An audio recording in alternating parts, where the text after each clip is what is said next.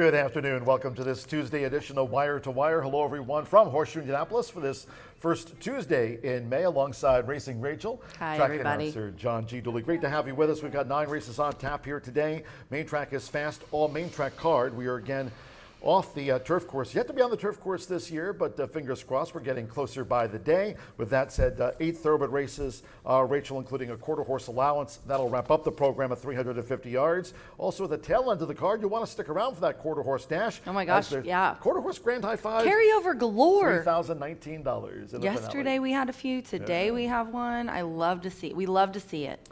Today we have a fast main track, as I mentioned, all main track card. For the most part, I mean, partly sunny skies. I mean, a pleasant enough day. Yeah. Temperatures through the 70s, but if you don't trust Racing Rachel and I, no reason not to. But for the official race day forecast for Horseshoe Indianapolis, it's that time in Wire to Wire, the preview show, to go downtown. Check in with WRTV6's Macy Tetrick, standing by to tell us what the weather looks like today for our racing fans. Macy, how does it look? From Indy's streaming news leader, this is a WRTV update. Well, it seems like we've been stuck in that rainy pattern for quite a while, but finally improvements as we look through today's forecast and a bit of sunshine for you as we go forward. Temperatures keep on warming up from the 60s into the low 70s, and all the while we should stay dry with a mix of clouds and sunshine, so very calm through the rest of today. But as we go forward, you may like where we're headed a bit more on tomorrow. Tomorrow will warm to 76. Just a few showers we could see on Thursday, and then nice sunshine to end the week on Friday. John? All right, Macy, thank you for the official race day forecast. And of course, during this month of May, Monday through Thursday racing will be dark here on Friday, Saturday, and Sunday. But the first floor OTB open for all of you simulcast players, maybe picking up some popcorn there and picking winners. And of course, Horseshoe Indianapolis Casino open 24/7. Yesterday, as we kicked off the racing week here at Horseshoe Indianapolis, we had a hat trick of wins for a 3-time leading jockey here at the track. Talking about Marcelino Pedroza Jr., had a very strong winter down there when based at Fairgrounds Racecourse and Slots during the winter months, and of course switching his tack back here to Horseshoe Indianapolis for another season. And Marcelino having a nice day yesterday on Monday. Yes, he had a hat trick, a triple for Marcelino, and I did say after he got that second win, I said during my handicap, I said, you guys all need to watch Marcelino now because he's one of those jockeys that gets on a tear. So let's start the tear. Race 1 is where he got his first win. Number 2, Hemp Heaven from Karen Whittick. Looked really good. Yeah, this was a good battle. Hemp Heaven just kept on finding a bit more than Mansfield Tiger on the outside, had those blue blinkers. We're seeing more of this Mitchell Myrtle-Tim Eggleston combination, and certainly Tim Eggleston out to a quick start here in 2025, but Mansfield Tiger just repelled by Hemp Heaven, who just kept on finding to the finish. It was Marcelino, and as you mentioned, for Karen Whittick, a native of Staten Island, New York. A New Yorker. And race 6, number 9. I loved this name of this horse. And honestly, sometimes I'm handicapping and I'm like, I should do like a hunch play every day because there's always one horse that I really like that I just like his name. And this was it. Run quiet, run fast. It's kind of like talk quiet but carry a big stick or whatever. What about the Beastie Boys names? Yes, that I love too. Don't sleep till Brooklyn. 21-22 for this one for Marcelino. For Gerardo Rodriguez. Yeah, Calumet Farm yesterday. Run quiet, run fast. That was the son of Gun Runner. Rachel mentioned 9-1 odds. And then we fast forwarded to the 7th race. And this was the 3 on the card for Marcelino Pedroza Jr. here on Monday. Coming for trainer Chris Davis. Another nice price horse brought home by Marcelino. $20.20 on Xander. That hole opened up upon straightening away, and Xander certainly seized the day. I love when jockeys prove that it's not just because there's that whole debate, like, is it the jockey or the horse?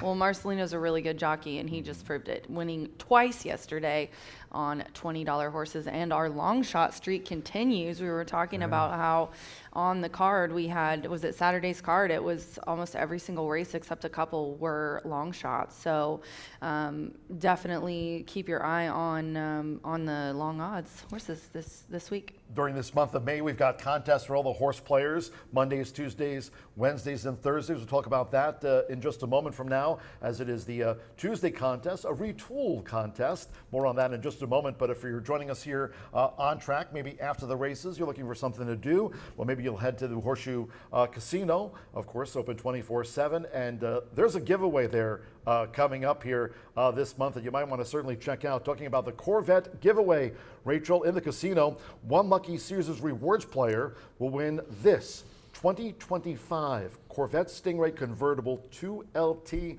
Saturday, May 31st, at the end of the month. You just stop by Horseshoe Indianapolis Casino. You can check out the car on display and learn more how to enter, but look at that ride. So beautiful. I don't know the Chevy guy, but I know the Ford guy, and I talked to him, and he said we could take the truck on a joyride this weekend, me and you. Okay, deal. Deal? All right, let's do it. And what about the Corvette, though? No, not the Corvette. I wish. That would be sweet. Definitely head over to the kiosk if you want any information on the drawing.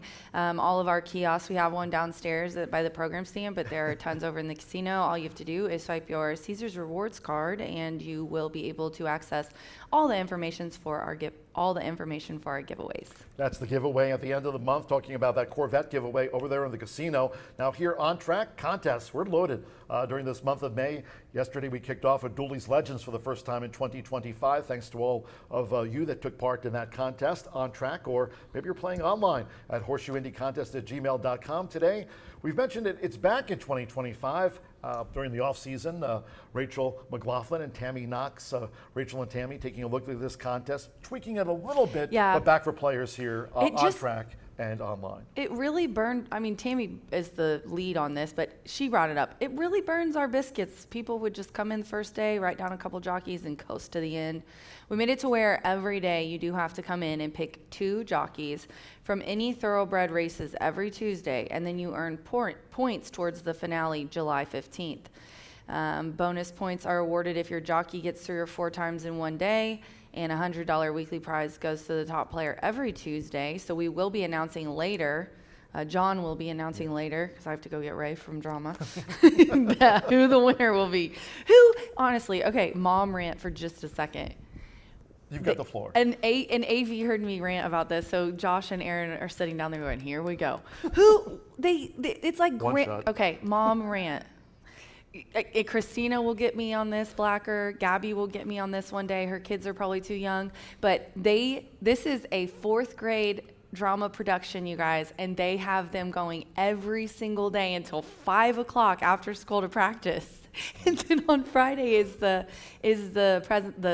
play. They're going to be there until 7. It's not until 7. These kids get out of school at 3. What's like, the play? I know that. It's like a Cinderella fairy tale play, but what I'm saying is, if my daughter doesn't actually get put up for a Grammy, or wait, what's it called? An Oscar after this? Are they trying to win an Oscar? Anyway, that's how serious her school is about drama. Mom rant over. So yeah, anyways, thank God Eric and you and Brian have my back, because I get up from her very serious drama club practice. I think it's a Tony Award for Broadway. Yes. Isn't it? Is it? Yes. It's a Tony Award. You're right. Okay, so this is how serious Ray it has is. lofty goals. She does, and So she does loves Mom. it. So anyway, today we will be having Jocks Agent. John will announce the Jocks Agent winner of a $100 weekly prize, and tomorrow is Racing Rachel's Warriors. So this year it's more like biscuits and gravy, so a little bit of a retooled. And contest. I want to remind everybody, I have, but Road to the Champions Day too. Oh, yeah. Be sure to play in that. It's daily. So it's day 5. So just because we need to start kind of maybe reminding you guys daily, and I'm sure if you go to the program stand to sign up for any of our other contests, they'll tell you, but it's day 5. There were 675 entries yesterday, so very excited for the participation numbers here, and it's a $500 monthly prize, and that begins at the end of this month. Yeah, and if you're watching and listening, don't forget separate websites. So for this contest, Road to Champions Day, good point, John. www.roadtochampionsday.com if you're taking part in whether it's Dooley's Legends or today's Jockey's Agent contest or Exactamundo. If you're playing online, that is horseshoeindycontest@gmail.com, just to keep you up to speed. Yes, well, we did partner with 123 Gaming, so please go to the Road to Champions Day website to sign up. Speaking about speed, a former Indiana Quarter Horse of the Year has been this tearing is it up awesome. in Remington Park in Oklahoma. Mr. Michael, I mean, What a class grade act. 1 winner of the Leo Stakes. What a How class about act, that? yeah. So Remington Park, he was a winner this past Saturday, $100,000 grade 1 stakes. And Martha said that he is headed to the Debbie Schaff Invitational May 31st. If he wins, he'll get to get a chance to run in the Grade 1 Champion of Champions at Los Al in December.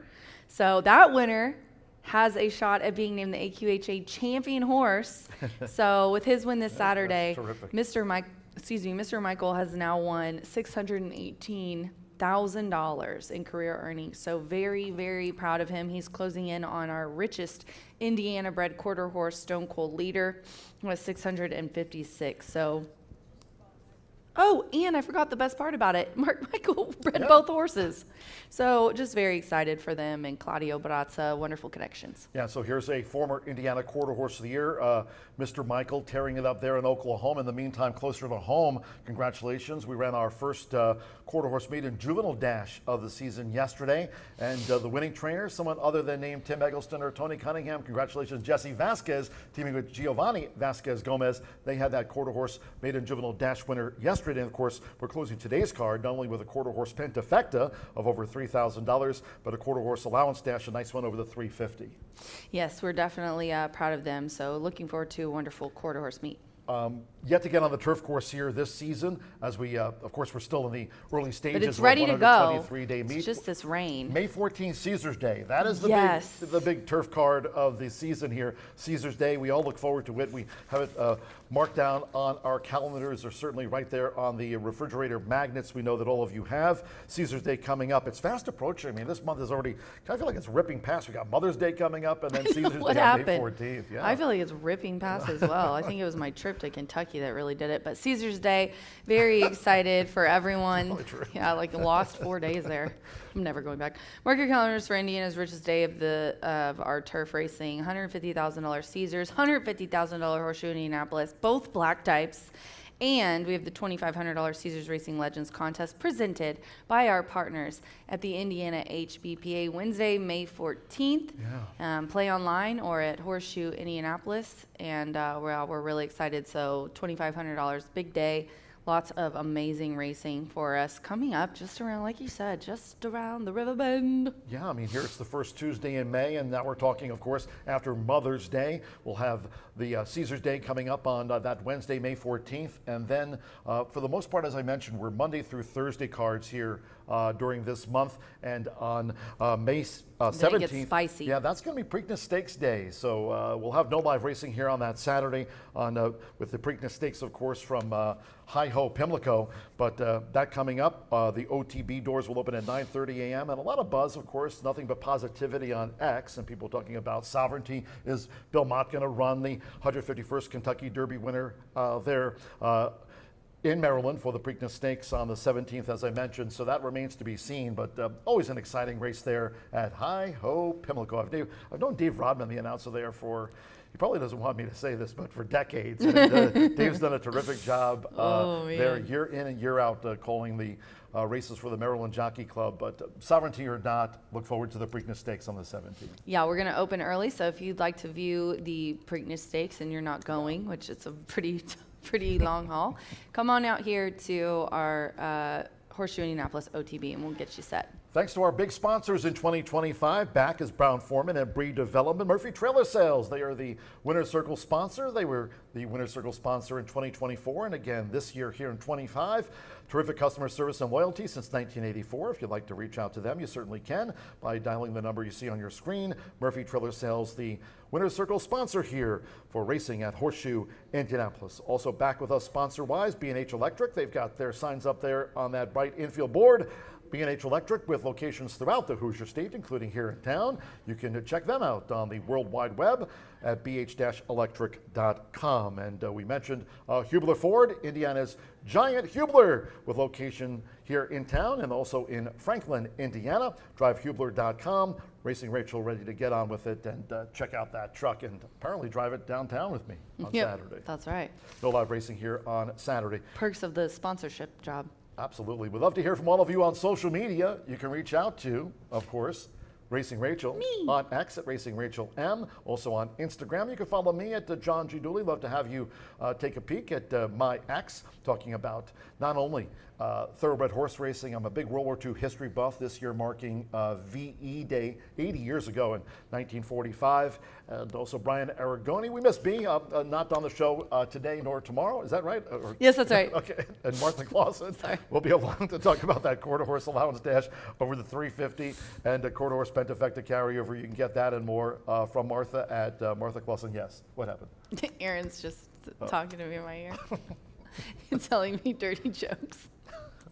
I didn't hear. I have the vet. Yeah, that's because it's an AB conversation. So no, just kidding. I'm headed. Quick, best TV crew in the country. quick commercial. I love my quick guys. commercial They're so break funny. here on Wire to Wire. I'll be back. I gave Brian the morning off Right. because I'm a nice lady. Well, because he's letting me go get ready from trauma. So Ray's let rehearsing. Ray's Rachel's laughing. I'm heading up to the booth. At least and then she's we're back got with all a the stage programs. presence because maybe she really can take over my job one day. Like, I joke about that, but I think she might be able to. Rachel of the Early Pick 5 back with Yeah, I'll be Racing back. Rachel right after this.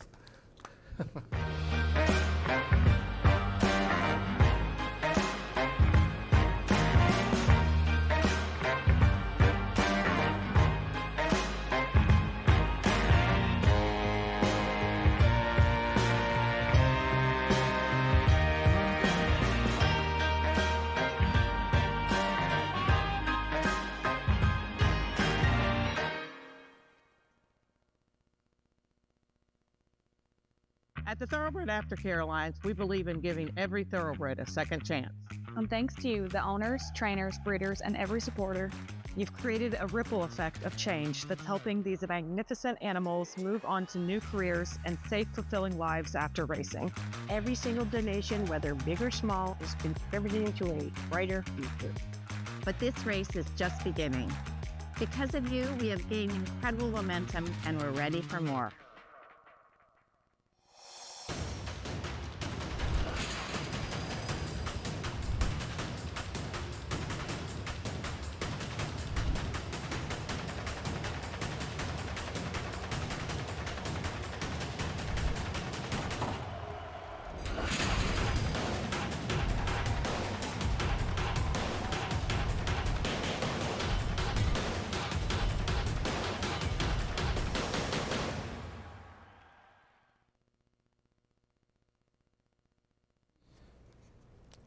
All right, guys, let's talk about this pick 4. We are just 28 minutes to post, and I'm going to give you my ticket. It's a $54 play.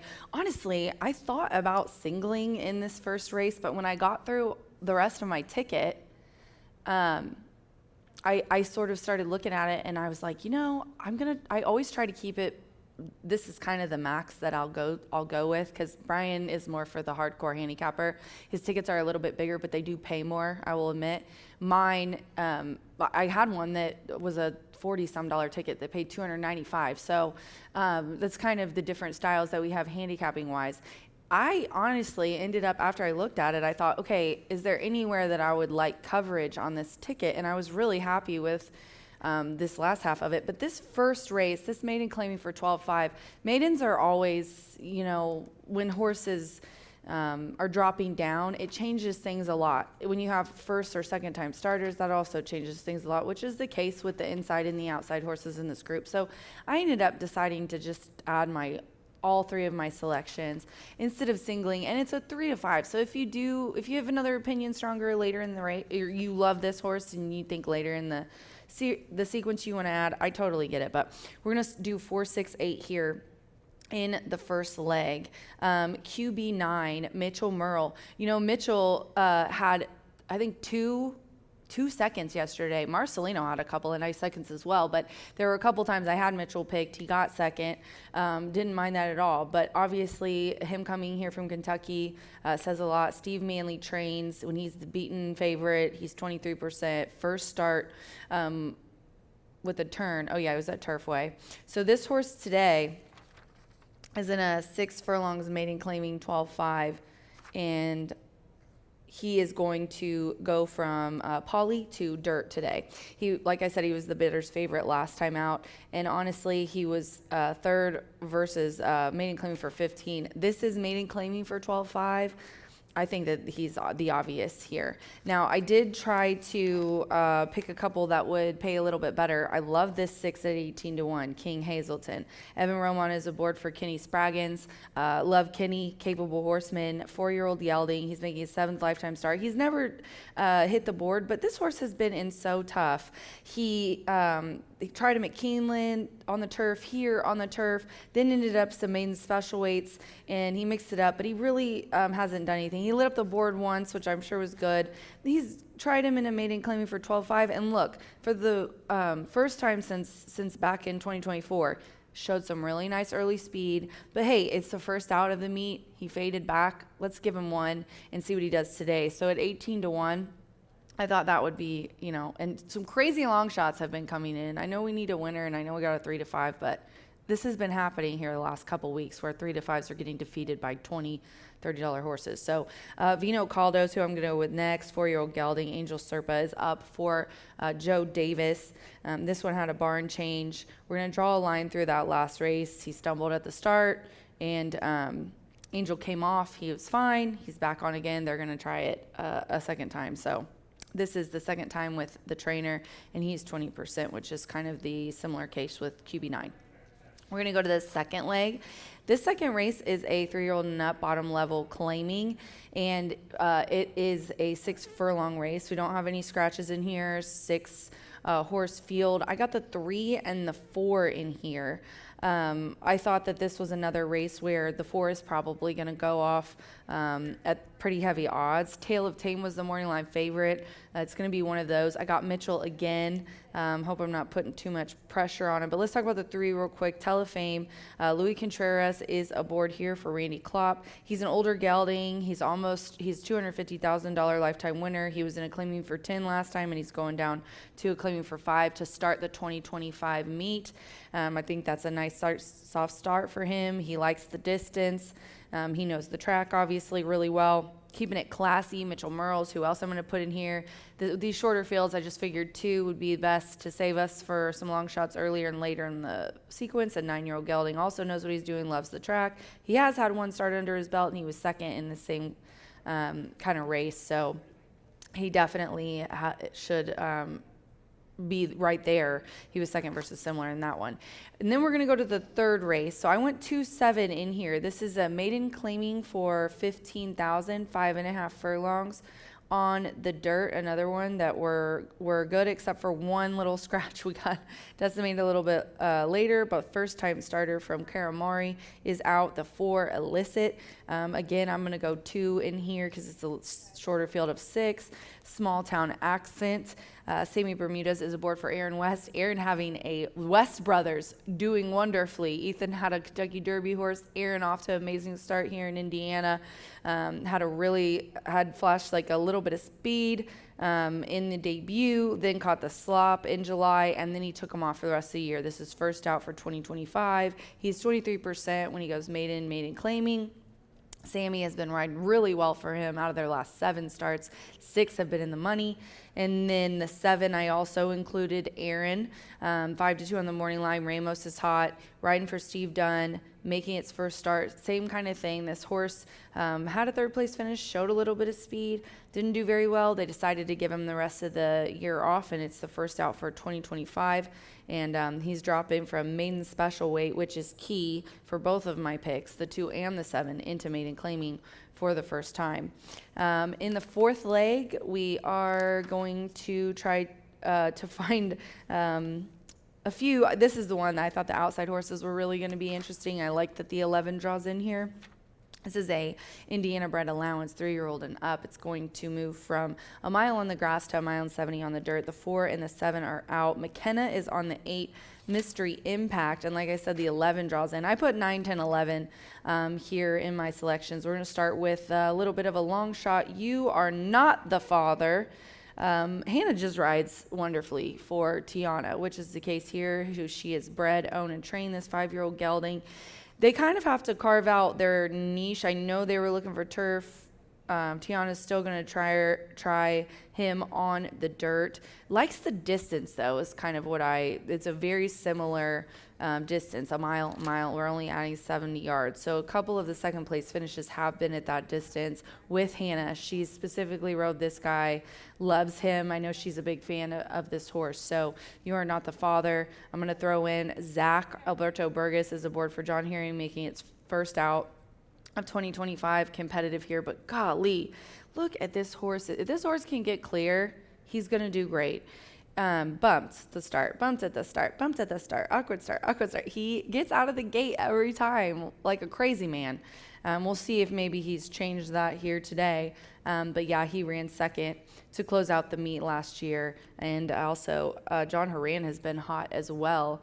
6 of his last 9. And then the MTO draws in. I didn't get the MTO or AE luck yesterday, but Sir Behi, Gennaro Garcia trains this 3-year-old gelding. Manny Esquivel aboard, and this horse also ended the meet with a very nice second place finish, only losing a length to Breezy Justice, who's not in this race, in the Indiana Futurity. So very much looking forward to see how this guy debuts. His debut last year, he did fine off the layoff, then tried routing and finally broke his maiden. I think that's the key for him. He really does like to go 2 turns, takes him a while to get warmed up. He's got a little bit of a mid-pack closing running style. And in the last leg, I have 2, 6, 7. I really hate ending in a single, and I really didn't seem like I could find one here. But in the 5th race, we have a starter optional claiming for 20,000, 6 furlongs. I think the 6 is the winner here, Top Gun Tommy, first time gelding angle for David Jacobson. Irving Makanda is aboard here. And then the 2 is one that I thought would run pretty big today, Turn Up the Trees. The Biscuit, Adam Biscuitsa comes in to ride for David Jacobson as well.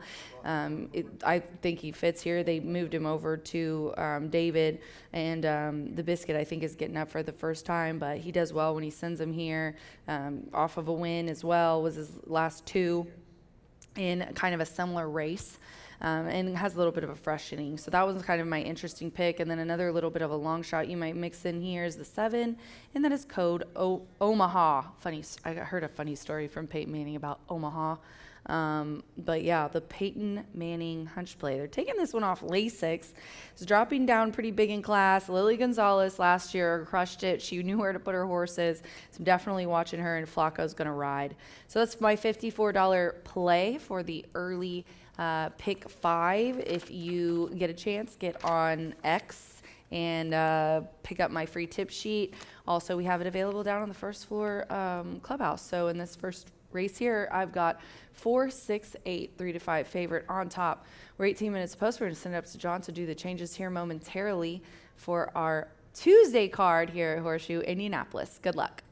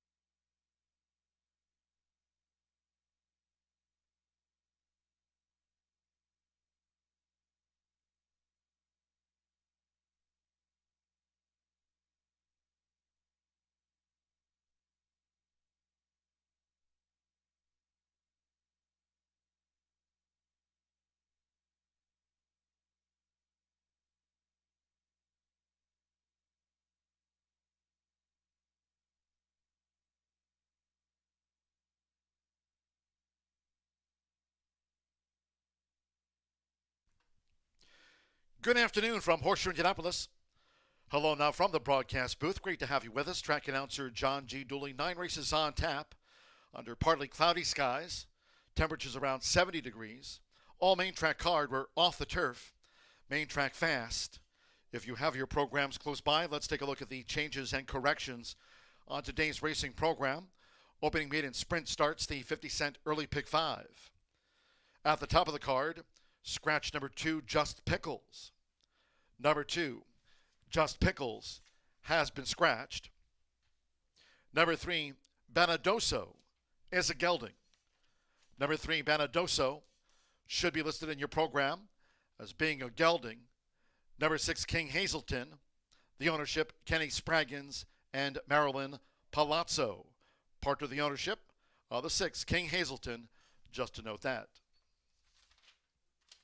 In the second race, start to the $1 early pick 4. There are no changes in race 2.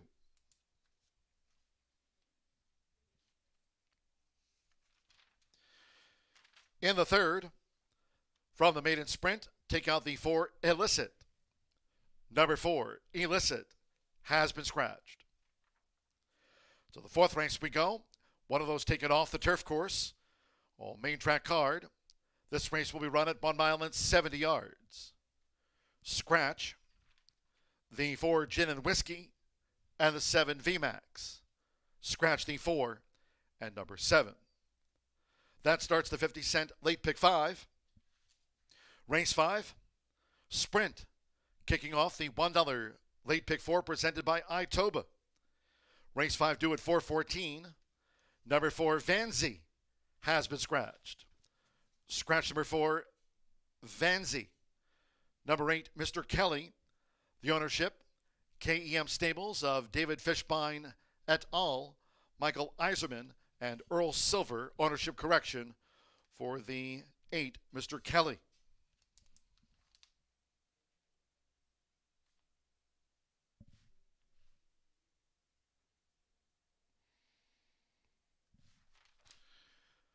Race 6, another taken off the turf course.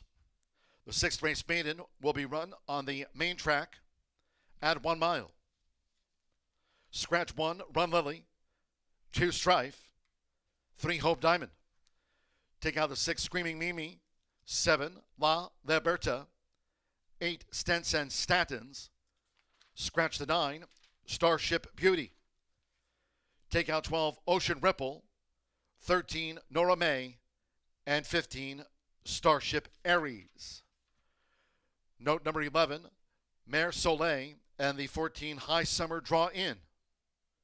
Also eligibles, numbers 11 and the 14 Draw In.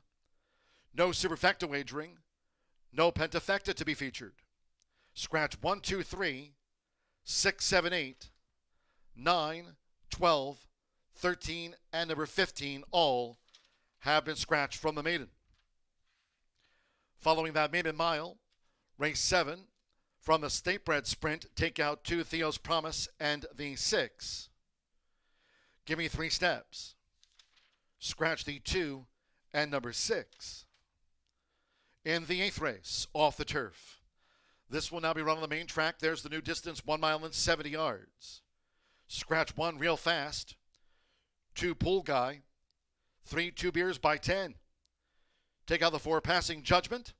6, Fear and Loathing. Scratch 7, Train and Trust. And the 9, Anchorman. Note number 13, Highest Memories. Entered by Tim Eggleston as a main track only, will run. Highest Memories, the main track only, the 13 runs. Scratch the 1, 2, 3, 4, 6, 7, and number 9. Number 8, Caballo Feliz. The ownership, Jake Asradosevich's JSR Stables Incorporated.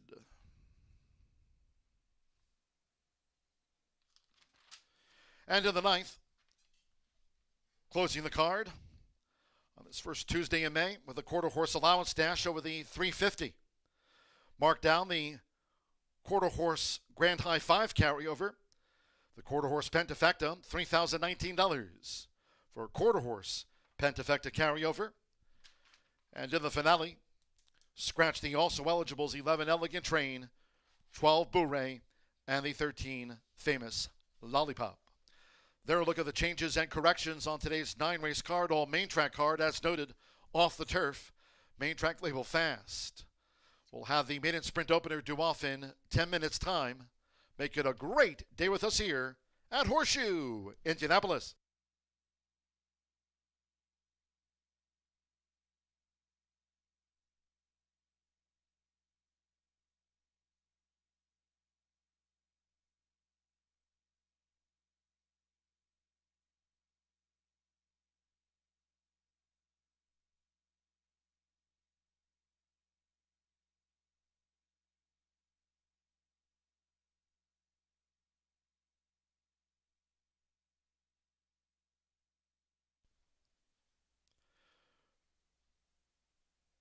Reminding all fans with the maidens in the walking ring for the first of the day. Today is the first round of the Jockeys Agent Contest. Each player selects 2 thoroughbred jockeys racing today. Points will be awarded on the performance of those 2 jockeys for win, place, and show. If a jockey wins 3 or more races on the card today, then extra points will be added on. Points in today's contest are cumulative toward the $1,500 finale here on Tuesday, July 15th. You can play on track, pick up your entry at the First Floor OTB, online entries at horseshoeindycontest@gmail.com.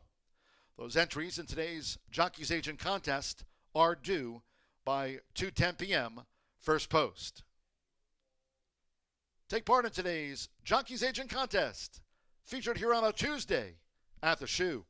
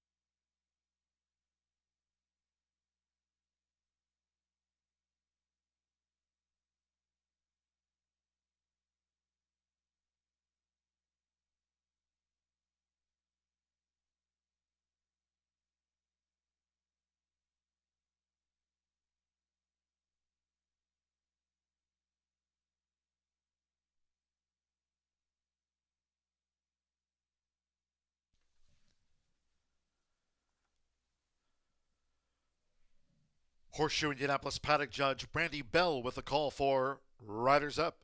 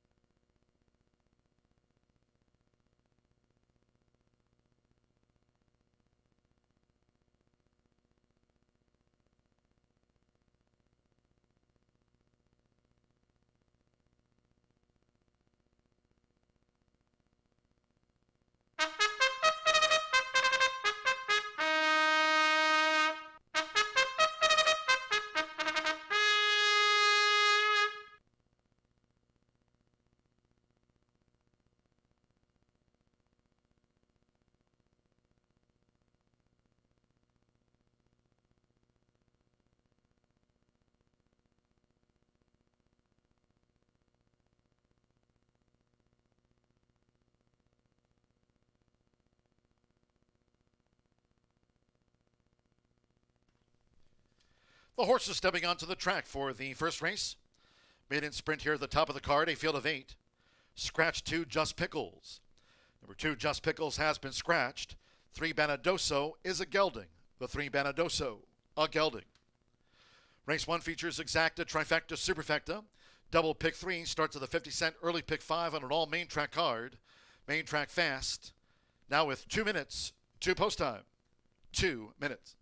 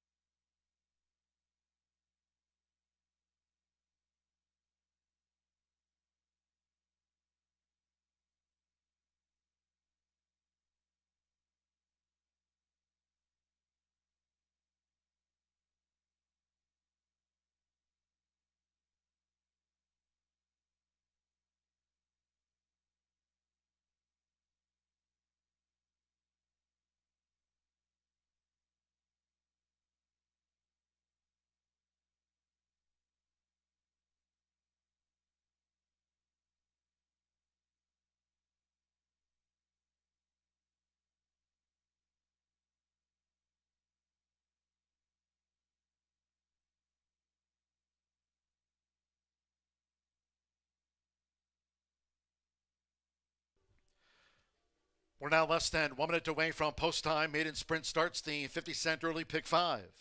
Fast track, you have less than 1 minute.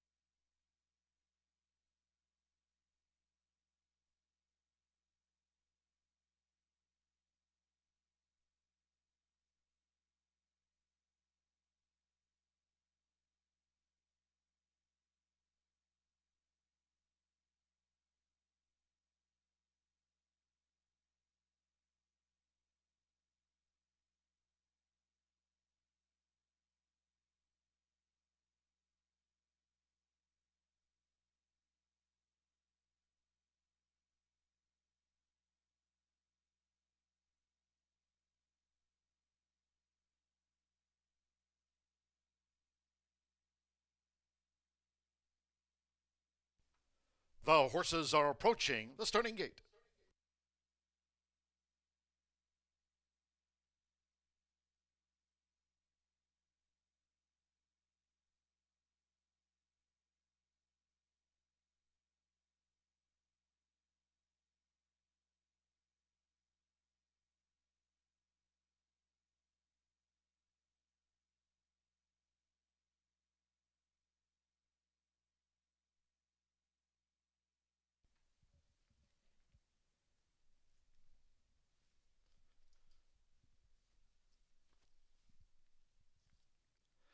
The horses have reached the starting gate.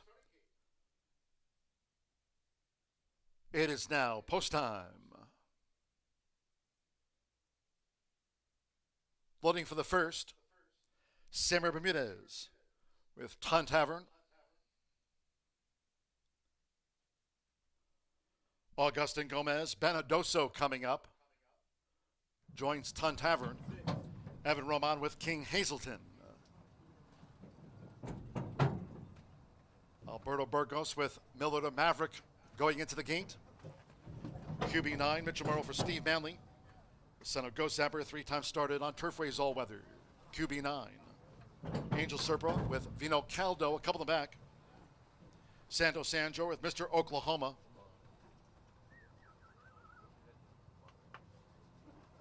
At 6 furlongs here at the top of the card. Mr. Oklahoma, one more. Arcelio Flacco with the first-time starter, A Champ's Dream.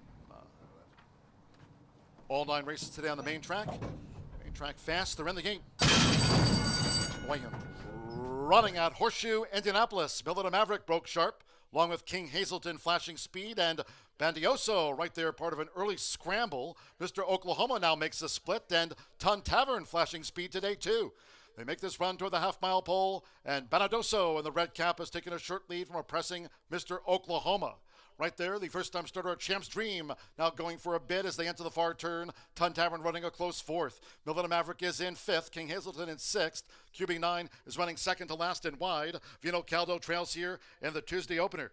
They scramble through a quarter in 22.41 seconds, midpoint on the turn. And at 20-1, a Champ's Dream has taken the lead for Arcelio Flacco coming toward the quarter pole. From on the outside, Milton Maverick with the white cap. Benadoso has dropped back from his early efforts, and QB9 in the brown cap is coming with a bid now. As these maidens straighten for home, Vino Caldo on the far outside. Into the stretch, half mile in 46.12 seconds. It is QB9 who's come up the rail now for Mitchell Murrow to take charge past the 16th. QB9 is pulling clear from a Champ's Dream back in second. The son of Ghost Zapper, QB9 scores by nearly 5 from a Champ's Dream. Mr. Oklahoma third, and Miller to Maverick finish 4th.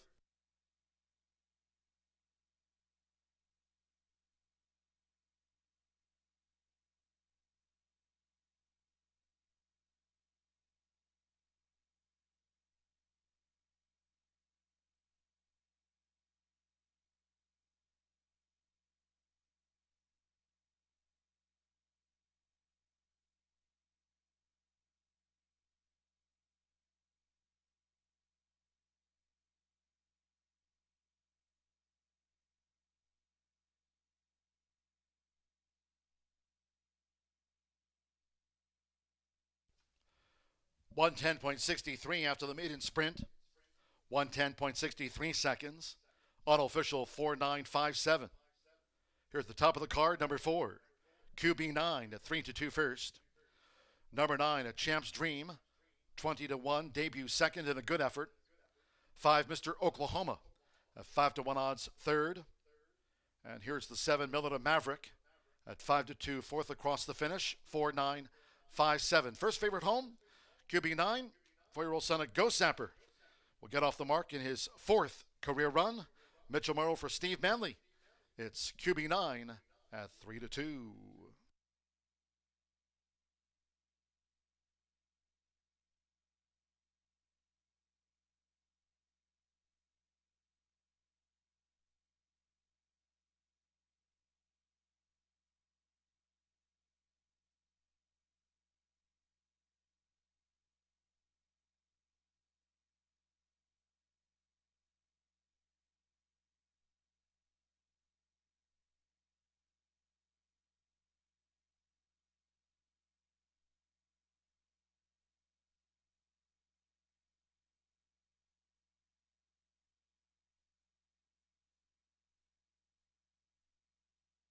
Stepping into the Murphy Trailer Sales Winner's Circle, number 4, QB9 with Mitchell Morrow.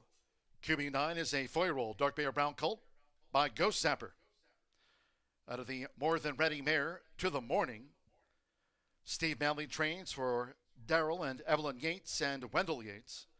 Horseshoe Indianapolis congratulates the winning connections of QB9 at 3-2, the first favorite down to the maiden ranks.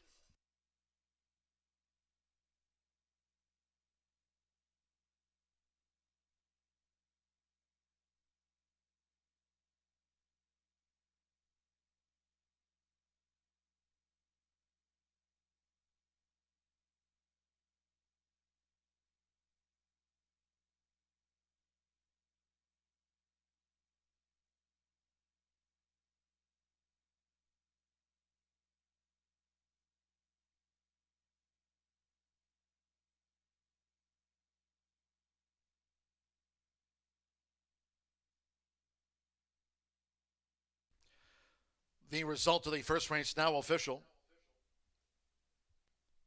First results in. The 4-9 exacta returned $111.80. 50-cent trifecta, 495, 149.40. With Milita Maverick fourth in the maiden, the 10-cent superfecta, 4957 returned $159.92. And the first of 9 on the day, the 2 is a non-runner. Favorite first, 8 ran. Fast track 110.63. 20 minutes away from race 2. In the next sprint, there are no changes. It was a claim from the maiden sprint opener. Number 3, Banadoso for $12,500. Banadoso was claimed by new owner and trainer Jose Casares, claimed Banadoso. Race 2 post time 2:39.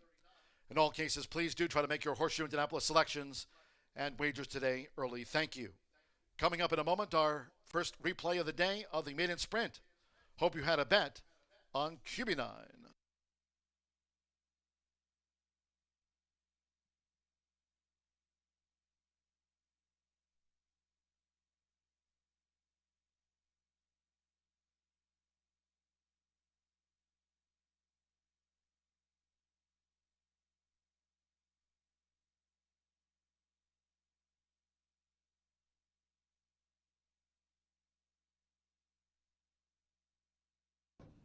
Track fast, they're in the gate.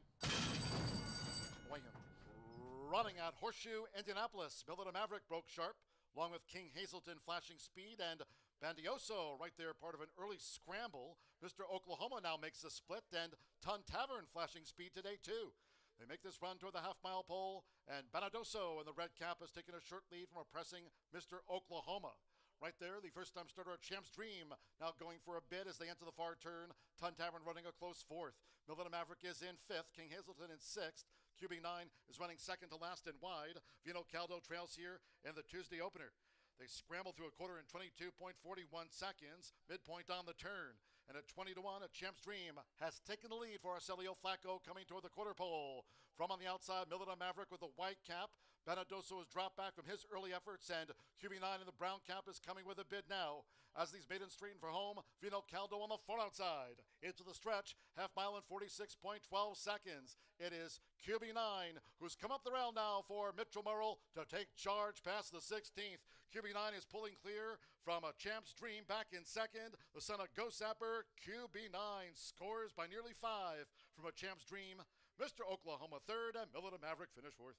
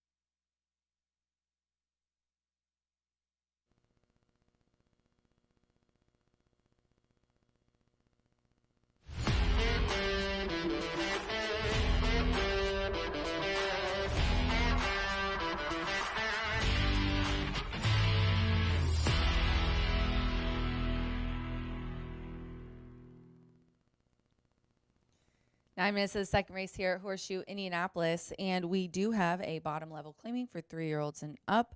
6 furlongs on the dirt. No big changes as of right now. I'm going to go with the 4 here on top. 7-2, keeping it classy. I'm looking for a back-to-back Mitchell Merle win, as he did win the opener there. Keeping it classy is a 9-year-old gelding.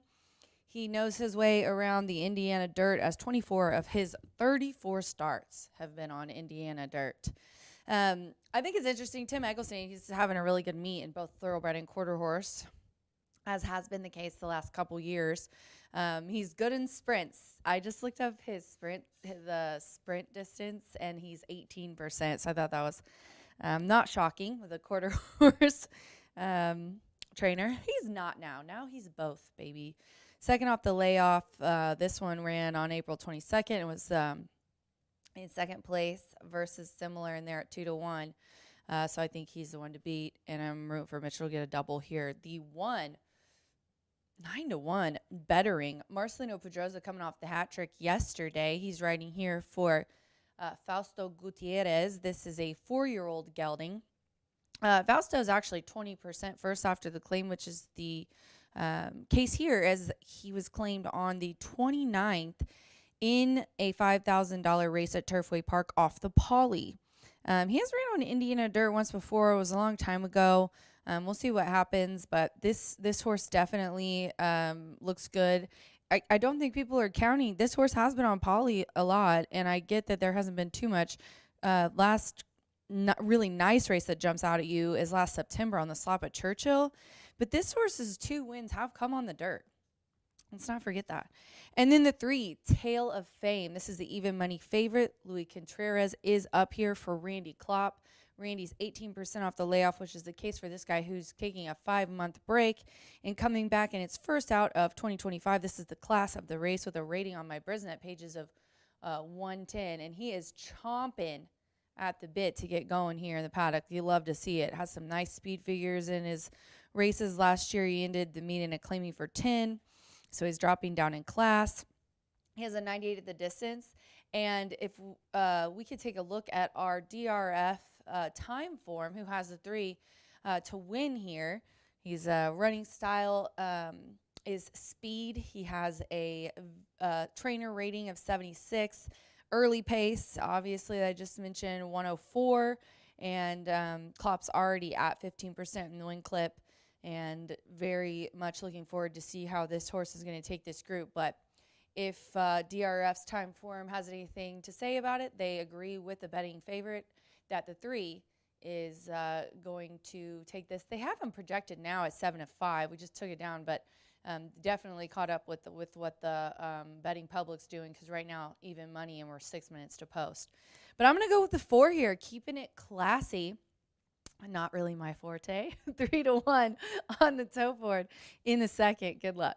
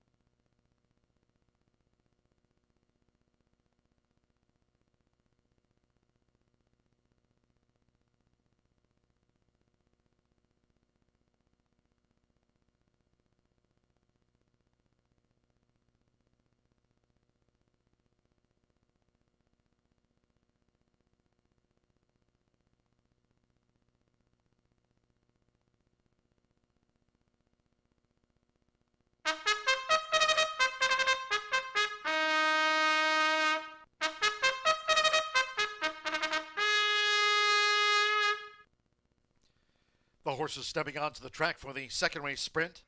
At 6 furlongs, a field of 6. No program changes, all 6 run.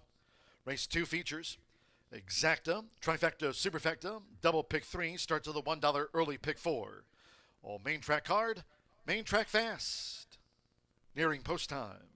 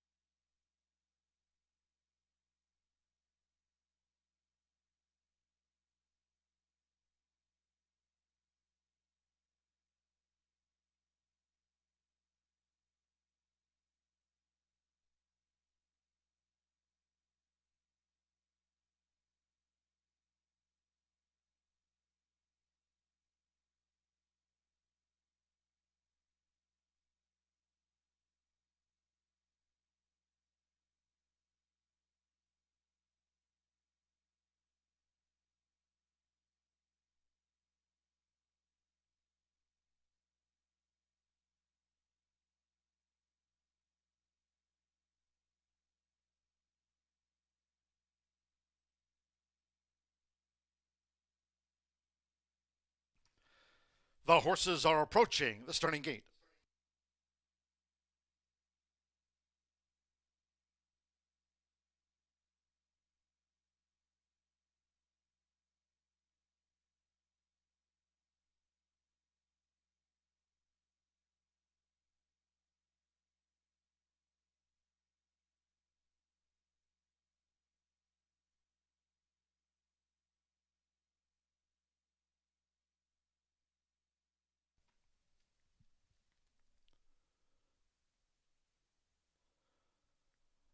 The horses have reached the starting gate. They're going in, keeping it classy. Mitchell Morrow riding for the opening double. The maiden opener went at 110.63. Marcelino Pedrosa Jr. bettering coming up. Bettering has joined Keeping It Classy. Joe Ramos with Yolo Santiago.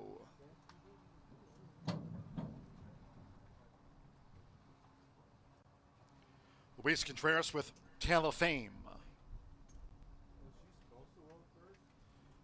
First one of 2025 for Parker. Jose Gutierrez claims the 10-pound apprentice allowance. Parker coming up.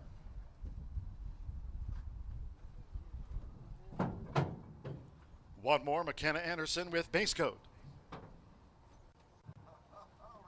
Second of the day from Horseshoe Indianapolis. They're in the game. And they're off. Tale of Fame rockets away with Keeping It Classy. Right there is Parker on the outside as they go up the back of the track. So here's Tale of Fame toward the inside for Luis Contreras. Tale of Fame making his 10-year-old seasonal bow. He just leads a pressing Keeping It Classy, and Parker is right with them running in third. As they make this dash past the half-mile pole, Yolo Santiago on the far outside, bettering with the rail. Then it's a break of 9-10 more lengths back, beaten for speed. Base Coat trails the sextet with 38 wins between them and just over 3 furlongs to go. The quarter was 23.02 seconds. Keeping It Classy has emerged with a short lead as Yolo Santiago is coming with a bit on the outside. After leading early, Tale of Fame is third toward the inside, coming toward the top of the stretch. In between horses, bettering in the orange cap. On the far outside, Parker and Base Coat yet to pick up. Into the stretch. Half mile 46.28 seconds. Keeping It Classy leads toward the inside for Mitchell Morrow. 1 furlong away for Keeping It Classy. In front here of Yolo Santiago by 2. Tale of Fame continues to box on as they come past the 16th. It's Keeping It Classy. Keeping It Classy is 1 by 3 from Yolo Santiago. And Base Coat coming from last to gain third. Tale of Fame back and forth.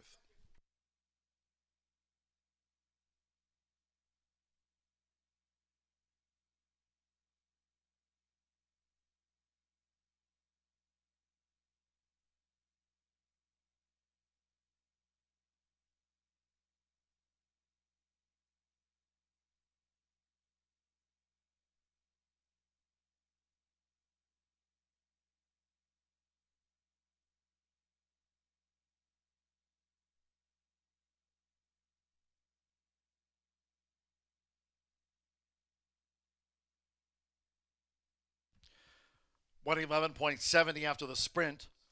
4-2 then a show photo. 4 Keeping It Classy. 9-5 first. 2 Yolo Santiago at 3-1 was second. It's close for third. That's up to the judges. Stand by for the third and fourth after the sprint. Keeping It Classy. Mitchell Morrow doubles up on the card here for Tim Eggleston. 111.70 at 9-5. Keeping It Classy home.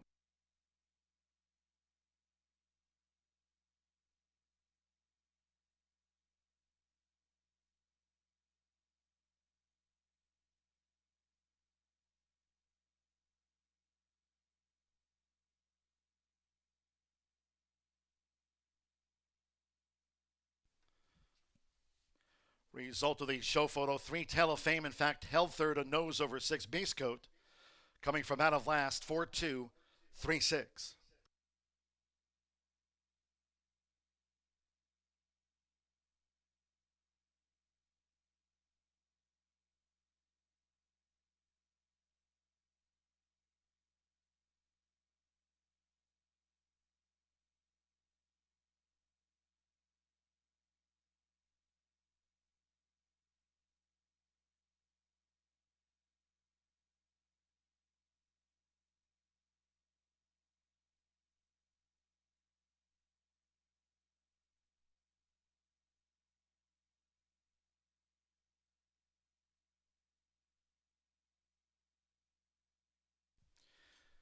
In the Murphy Trailer Sales Winner's Circle, the 4, Keeping It Classy.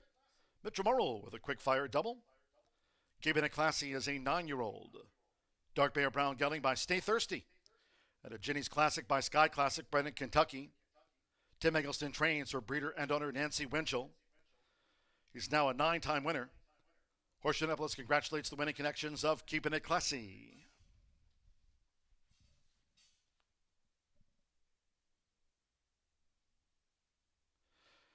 The 4-2 exacta returned $21 even. 50-cent trifecta 4-2-3, $13.90. Mitchell Morrow's 4-4 double, combining QB9 with Keeping It Classy, $25.40. 6 base code fourth, 10-cent superfecta, 4-2-3, 6 penny, $11.56. Favorite first stall, 6 ran, 111.70 seconds. On to race 3, maiden sprint, scratch 4 illicit. 4 illicit has been scratched, exacta, trifecta, superfecta, double pick 3. Post time at 20 minutes. 3:10. Post time.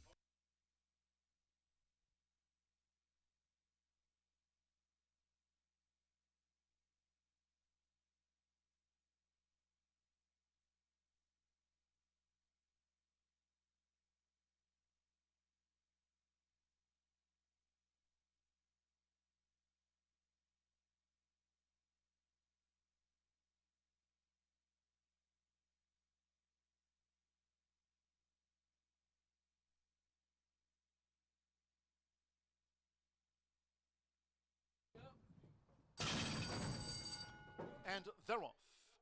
Tale of Fame rockets away with Keeping It Classy. Right there is Parker on the outside as they go up the back of the track. So here's Tale of Fame toward the inside for Luis Contreras. Tale of Fame making his 10-year-old seasonal bow. He just leads a pressing Keeping It Classy, and Parker is right with them running in third. As they make this dash past the half-mile pole, Yolo Santiago on the far outside, bettering with the rail. Then it's a break of 9-10 more lengths back, beaten for speed. Base Code trails the sextet with 38 wins between them and just over 3 furlongs to go. The quarter was 23.02 seconds. Keeping It Classy has emerged with a short lead as Yolo Santiago is coming with a bit on the outside. After leading early, Tale of Fame is third toward the inside, coming toward the top of the stretch. In between horses, bettering in the orange cap. On the far outside, Parker and Base Code yet to pick up. Into the stretch, half mile 46.28 seconds. Keeping It Classy leads toward the inside for Mitchell Morrill. 1 furlong away for Keeping It Classy. In front here of Yolo Santiago by 2. Tale of Fame continues to box on as they come past the 16th. It's Keeping It Classy. Keeping It Classy is 1 by 3 from Yolo Santiago. And Base Coat coming from last to gain third, Tale of Fame.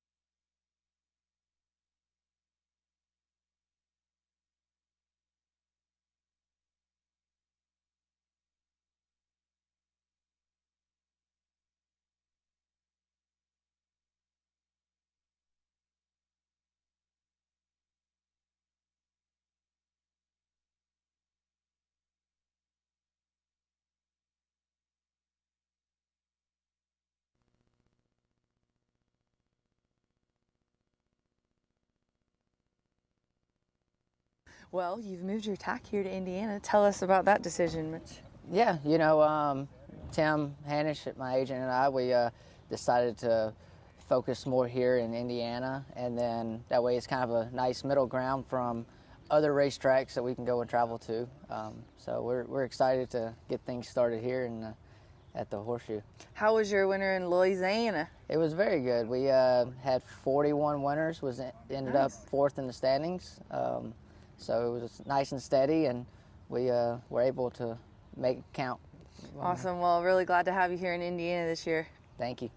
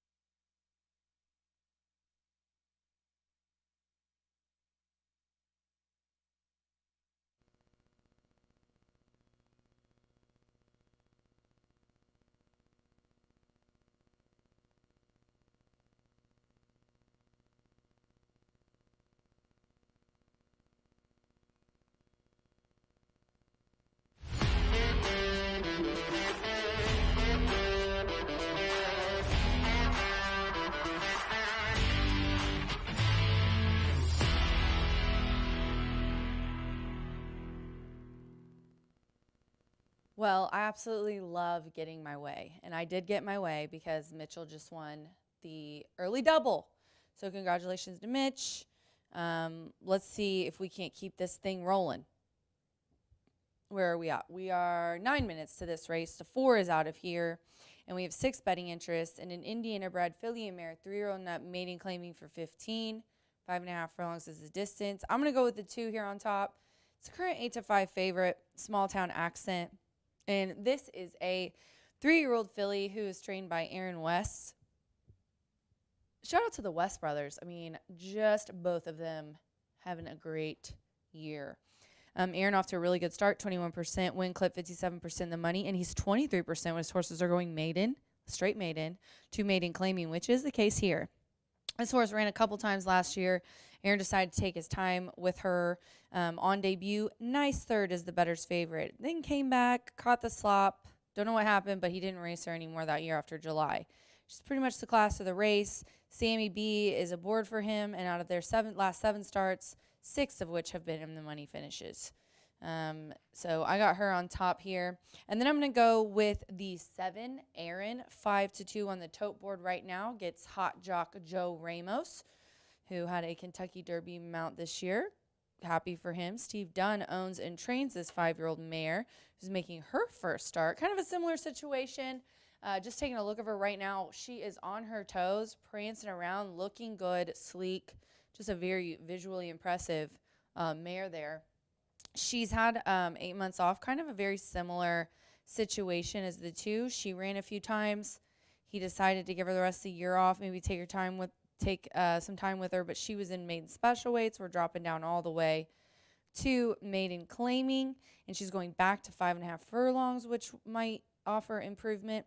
If you look at these races, though, the 3rd place finish, the best finish she had, she got a good trip. She pressed the pace. She got an inside trip. But then look at the other 2. She got awkward starts. So let's hope that she gets out of the gate. I love that they worked her out of the gate on April 29th. And she looks visually very impressive there in the paddock. And then I'm going to round it out with the 6, Sunny's Flames. Joe Romero is aboard for Eric Foster. This one's technically moving up. Interestingly enough, when Foster moves them up 2+ classes, he's 23%. This horse is also adding Lasix for the first. I'm sorry, he has a high percentage, but the 23% specifically is for first-time Lasix. This horse is a little bit of a freshening off 2 months and is trying dirt. 3-year-old filly. She also looks really good in the paddock. And much like last race, our DRF time form stats have the 6 actually winning this one at 9-2. She's got a mid-pack running style, and it looks like she's going to kind of sit back and make her move there in the finish of the race with a couple of furlongs to go is how it is projected by DRF. So very interested to see how she's going to run. They've projected her at 5-1. Right now she's at 9. She's at 9-2. Yes, currently. So I've got this one in for my try. Our Timeform US stats have her winning. But I like the 2, and the bettors favorite do as well. The bettors do as well at 8-5. Small town accent. Good luck.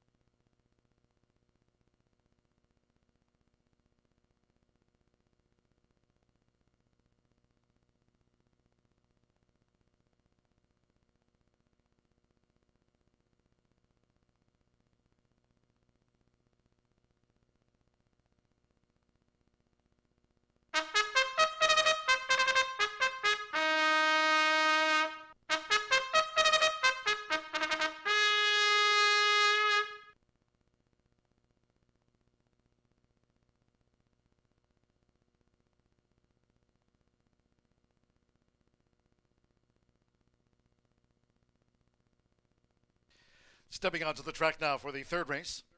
Maiden sprint here at 5.5 furlongs, a field of 6. Scratch for Illicit.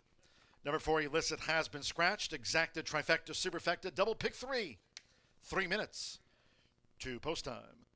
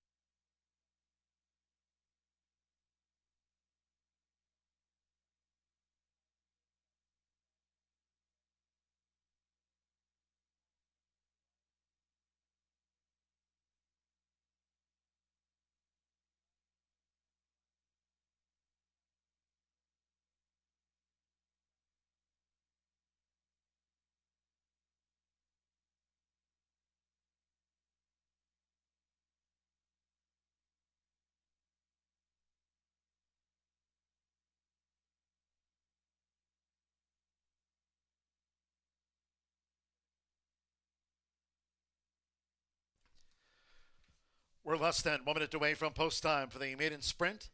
Less than 1 minute now.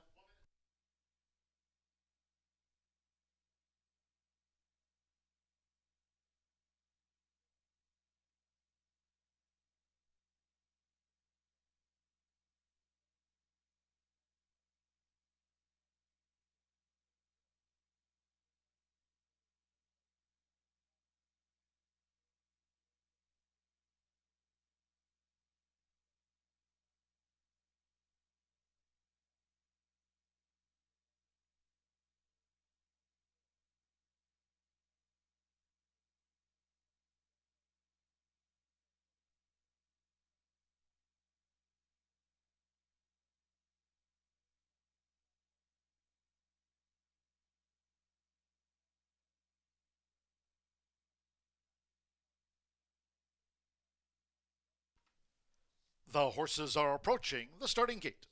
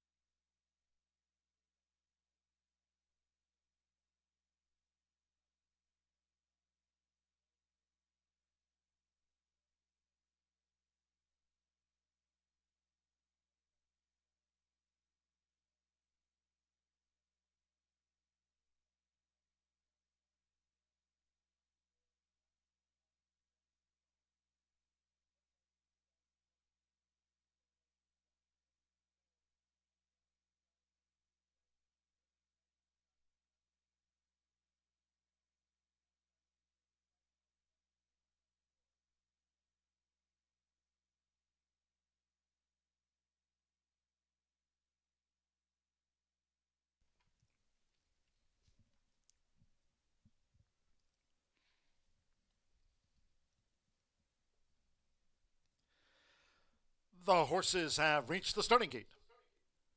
It is now post time.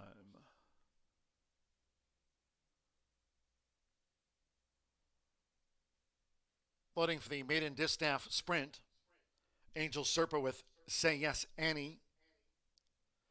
Samuel Bermudez, Small Town Accent, has joined Say Yes Annie. Andres Aloa with Ribs and Sausage coming up and in.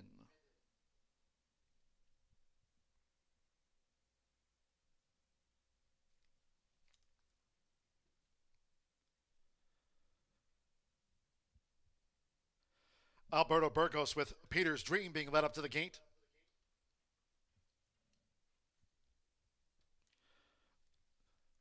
Seven-time starter Peter's Dream. Just a couple of them back. Joseph Romero with Sonny's Flame in the Black.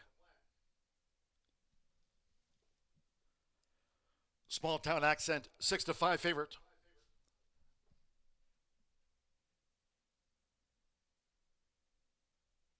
QB9 and Keeping It Classy, our first two winners.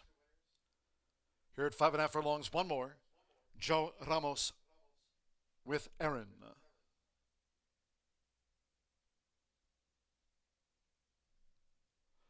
Small Town Accent, even money favorite, all in line. And they're off. Aaron, a lightning quick start for Joe Ramos. Here's Small Town Accent showing good speed to vie early with toward the inside. Say Yes Annie the Gray. On the outside is Peter's Dream, who's come out running in fourth as they dash past the half-mile pole. Sonny's Flame is next, and the first-time starter, Ribs and Sausage, trails the maiden as they enter the far turn at Small Town Accent. To the inside for Samuel Bermudez, Small Town Accent with a narrow lead. Aaron is right there with her. The quarter 22.62 seconds. 2 lengths away to Peter's Dream, running a clear third. Say Yes Annie showed speed but has dropped back. Sonny's Flame and Ribs and Sausage remains last as they come past the quarter pole. And Peter's Dream sweeping on the far outside. To the inside is Small Town Accent, who tries to respond to this sweep by Peter's Dream, who's taken the lead coming down toward the final furlong. Peter's Dream with toward the inside. Here's a bid by Sonny's Flame. Small Town Accent is third. Aaron has dropped back. They come past the 16th with Alberto Burgos. It's Peter's Dream. Peter's Dream holding on to this advantage from Sonny's Flame, the runner-up two. Peter's Dream, who finishes on top. Small Town Accent was third, and Say Yes Annie finished fourth.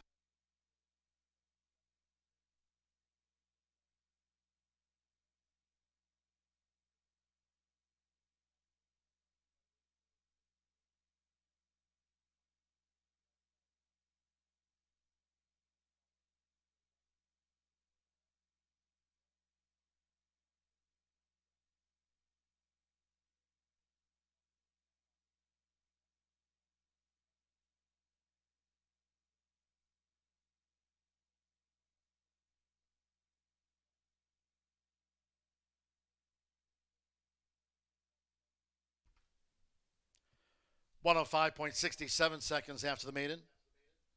105.67, 5-6, 2-1-5, Peter's Dream.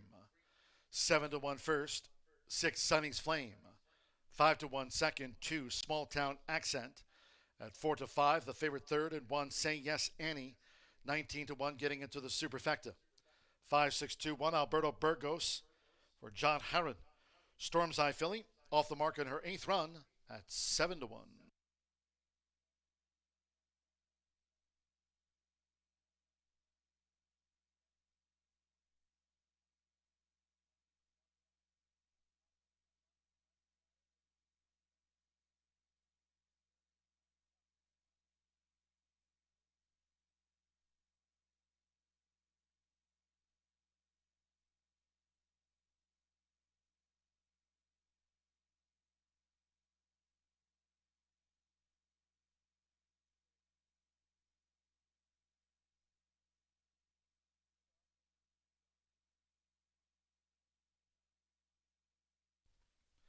Returning to the Murphy Trailer Sales Winner's Circle, number 5, Peter's Dream with Alberto Burgos. Peter's Dream is a 3-year-old dark bay brown filly by Storm's Eye. Out of Perfect List by Peaks and Valleys.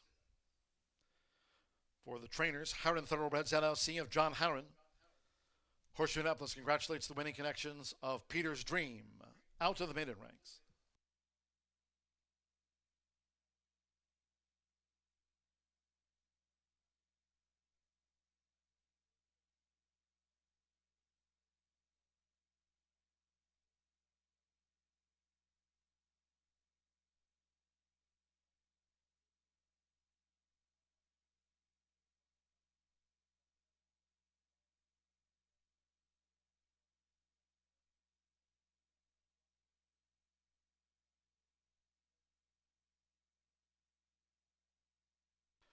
The result of the third race is now official. 5-6 Exacta paid $84.40. 50-cent trifecta, 5-6-2, $48.05. First pick 3 on the card, $55.35. The Keeping It Classy Peter's Dream 4-5 double paid $51.20. Say Yes Annie, 4th in the maiden, 10 cents superfecta, 5-6-2-1, paid $46.29. The 4 was a non-runner, favorite, 3rd, 6 ran, 105.67. The 4th race, one of those today taken off the turf course, all main track card. Again, the main track fast. Race 4 will be run at 1 mile and 70 yards. Scratch the 4 Gin and Whiskey and the 7 VMAX. Note 11 Sir Baji, entered by Giancarlo Garcia as a main track only, will run. Sir Baji, the 11 runs, scratch the 4 and number 7. Exacta trifecta superfecta, double pick 3 starts at the 50-cent late pick 5. On an all main track card, post time in 19 minutes at 3:39.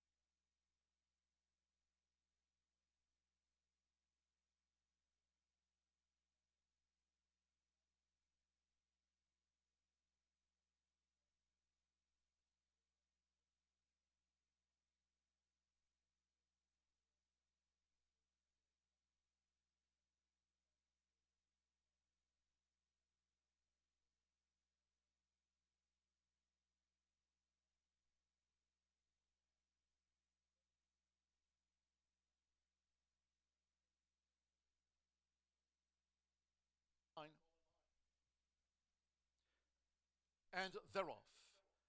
Aaron, a lightning quick start for Joe Ramos.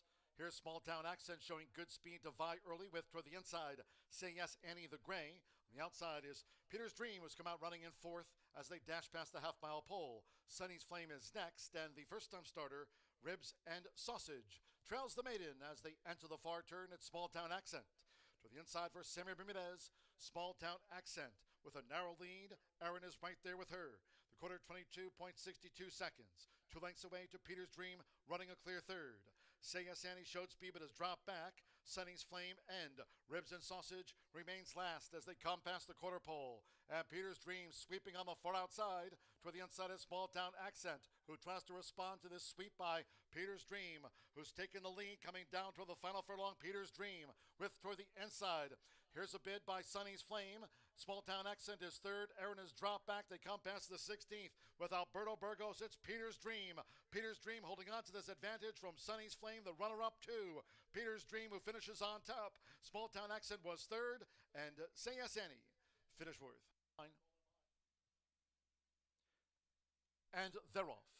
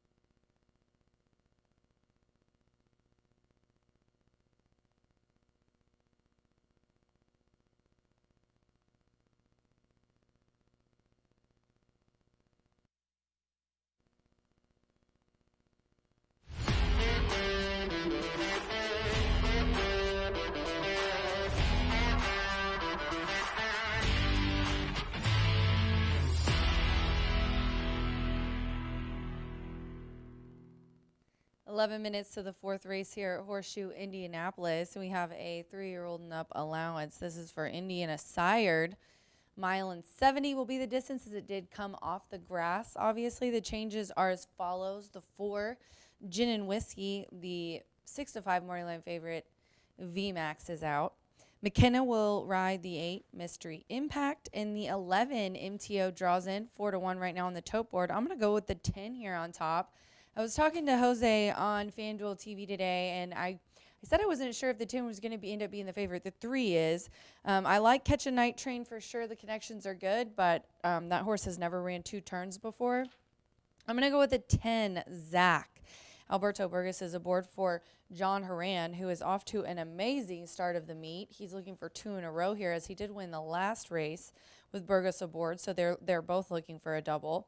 Together, this is obviously out of date because I put this out there this morning, but 9 of their last starts, they have had, well, now it would be at least 4, 5, 6, 7 of 10 at least, but I know he's ridden, I think he rode for him earlier today. So definitely hot together, Burgess and Horan. Second versus similar to in the meet. This is first out of 2025, so he's had the winter off. Look at this poor guy and all his starts. I mean, he just gets into trouble. When he doesn't bump someone, he gets bumped. Well, look at him. He's on his toes in there. He's looking really good. He's a 4-year-old gelded son of Pass Rush. So definitely interested to see what he does. Now, everyone's looking at all these turf tries, but this horse finally switched to 2 turns and also switched to grass. The only time he ran on dirt was sprinting. So I think really he's going to like 2 turns, and he might do a lot better than he did. Then I'm going to go with the 11, the MTO, the Druin at 7-2 right now on the tote board, Sir Bahi.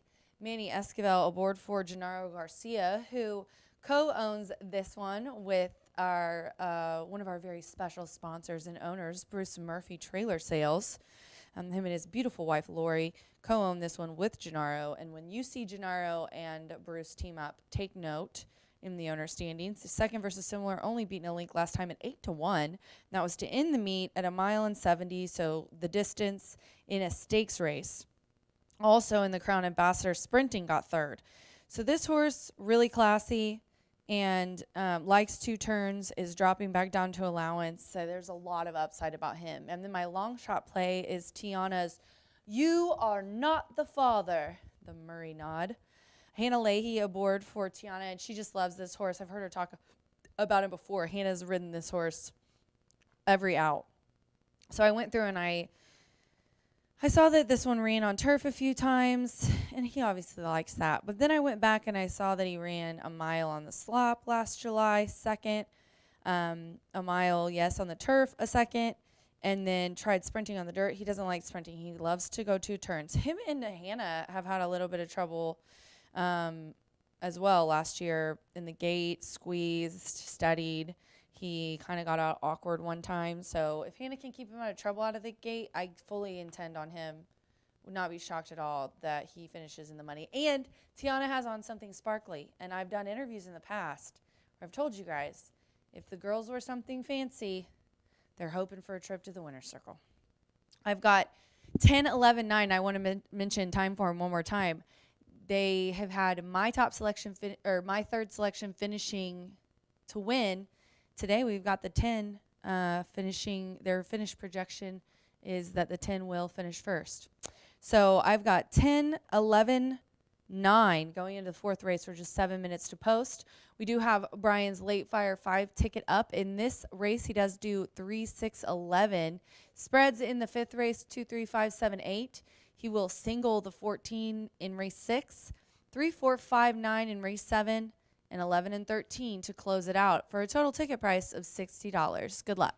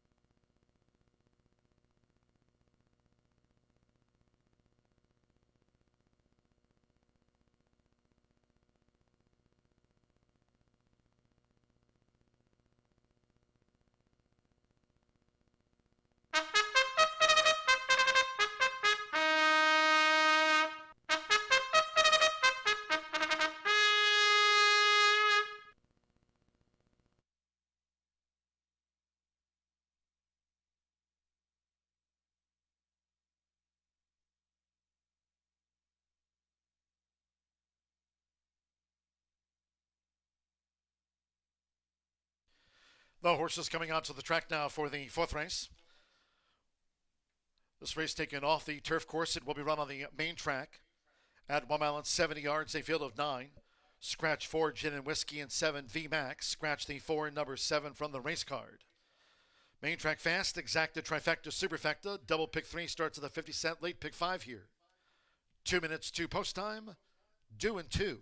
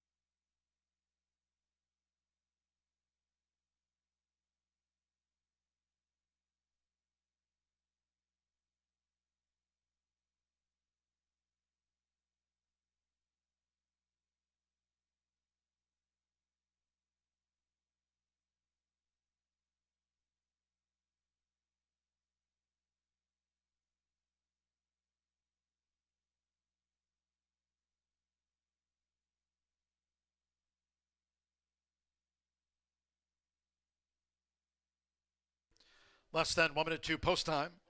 Start to the 50-cent, late pick 5 on an all main track card.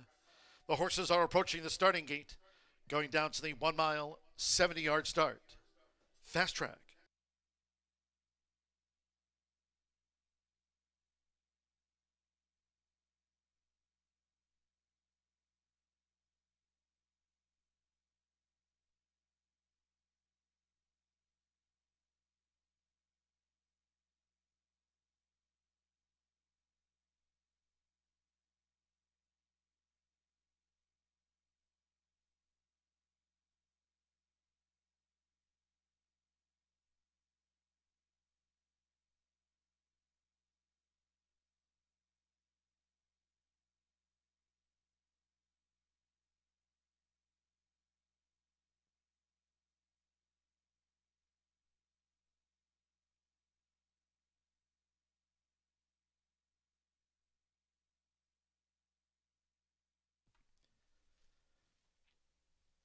The horses have reached the starting gate. It is now post time. They're going in. Marcelino Pedrosa Jr. with Polar Drift. Captain's Best. Mitchell Murrell with a couple of wins on the card. Now Santos Sanjor with Rapid Justice. McKenna Anderson, Mystery Impact going in. Joe Ramos with Catch a Night Train. Hannah Leahy with You're Not the Father.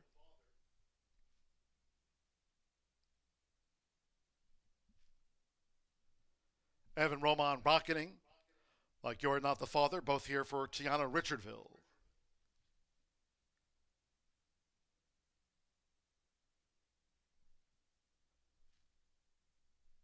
Zach Alberto Burgos riding for a double.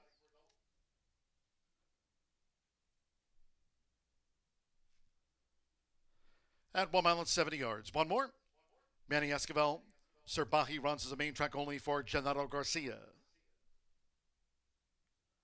Turf racing today here was abandoned. Main track fast. Under sunny skies.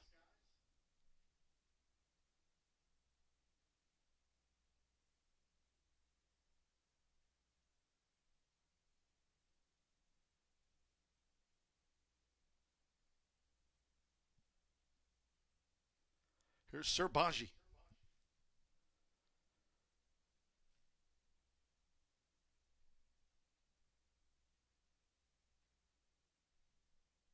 Sir Baji now 2-1 favorite on the main track only. It's 3-1 Captain's Best and 4-1 Catch a Night Train and Rocketing.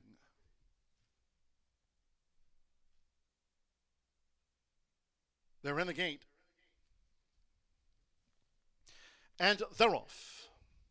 Toward the inside, Polar Drift flashing speed with Catch a Night Train. Here's Sir Baji, who's up and after the front. And Zach is also close. It's Polar Drift. With Marcelino Pedrosa Jr., Polar Drift has pole position from a close-up. Sir Baji, as they round the first turn, Catch a Night Train and Zach in the green cap on the far outside. As these leaders go to the back of the track, then it's a break of two to Captain's Best with toward the inside, Rapid Justice, who's next, followed on the far outside by You Are Not the Father, and going up the back, farther back in the field too, between horses Mystery Impact and Rocketing Trails. The quarter was 24.84 seconds. Polar Drift just leads Sir Baji. Catch a Night Train is 3 wide uncovered, and Zach is covering a lot of ground on the extreme outside. Captain's Best getting a good toe into it toward the inside. Captain's Best is making headway for the final 4 furlongs. Rapid Justice with You're Not the Father between horses Mystery Impact and Rocketing remains last of the lot. Half mile in 49.04 seconds with just inside 3 furlongs to go. Polar Drift being readily opposed by Sir Baji and Catch a Night Train coming 3 wide. As these leaders come toward the top of the stretch, Captain's Best looking to sustain a bid from 4th. As they turn for home, then Rapid Justice.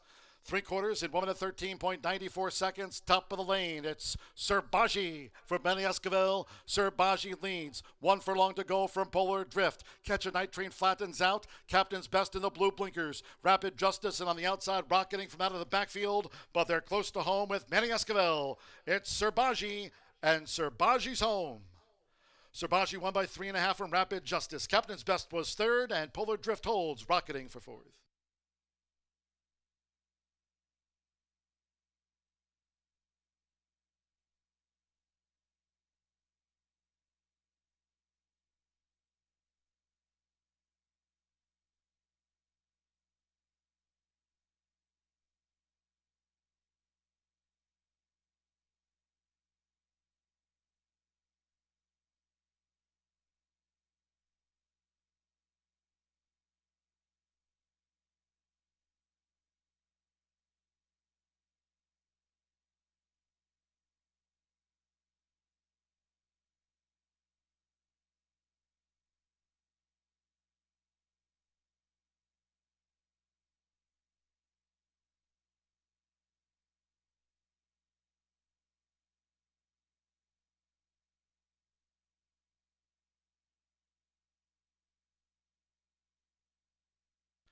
.144.69. 11-2-6-1-11. Serbaji, 2-1 first, 2 Rapid Justice, 52-1 second, 6. Captain's Best at 5-2 third, and 1 Polar Drift, 16-1 getting into the frame. 11-2-6-1, entered as a main track only by Gennaro Garcia. Gets the result with Manny Esquivel to start the late pick 5.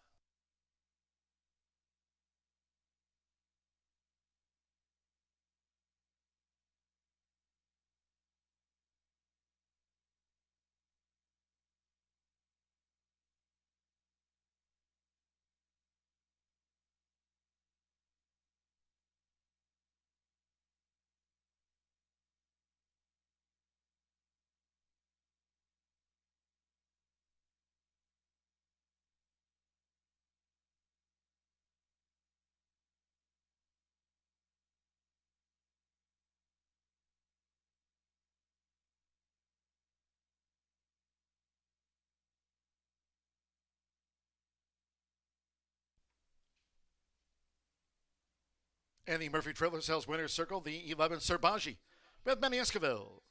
Serbaji is a 3-year-old bag gelding by Bajati out of the Proud Citizen Mare, Proud Dreamer.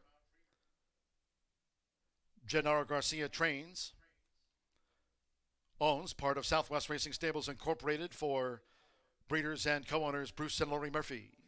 Horseshoe Indianapolis congratulates the winning connections. Serbaji, 2-1 favorite.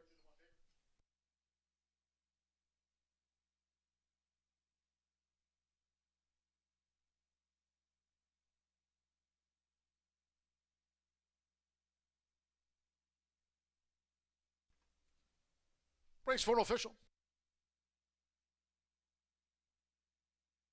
11-2 exacta, $331.20. 50-cent trifecta, 11-2-6. Return $318.25. 50-cent pick 3 paid $84.75. The 5-11 double paid $55.60. And with Polar Drift back in fourth, the 10-cent superfecta, 11-2-6-1, returned $513.89. 9 ran fast track 144.69 after the running of race 4. Race 5, our next port of call, 20 minutes away for the sprint. Scratch for Vanzi. For Vanzi has been scratched. The 8, Mr. Kelly, add to the ownership Michael Iserman and Earl Silver. Scratch the number 4, exacta trifecta superfecta. Double pick 3, start to the $1 late pick 4, presented by Itoba. Fast track post time, 4:11.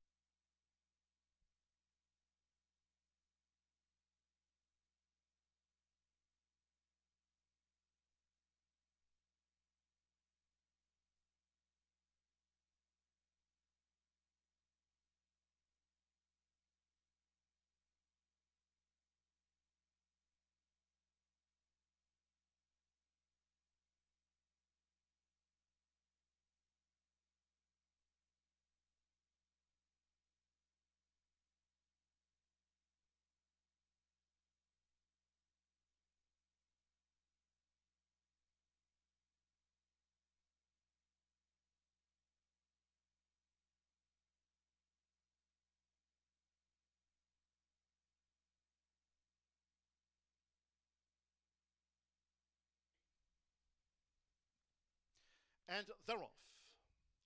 Toward the inside, Polar Drift flashing speed with Catch a Night Train. Here's Serbaji, who's up and after the front. And Zach is also close. It's Polar Drift. With Marcelino Pedroza Jr., Polar Drift has pole position from a close-up. Serbaji, as they round the first turn, Catch a Night Train and Zach in the green cap on the far outside. As these leaders go to the back of the track, then it's a break of 2 to Captain's Best with through the inside, Rapid Justice, who's next, followed on the far outside by You Are Not the Father, and going up the back, farther back in the field 2, between horses Mystery Impact and Rocketing Trails. The quarter was 24.84 seconds. Polar Drift just leads Serbaji. Catch a Night Train is 3 wide uncovered, and Zach is covering a lot of ground on the extreme outside.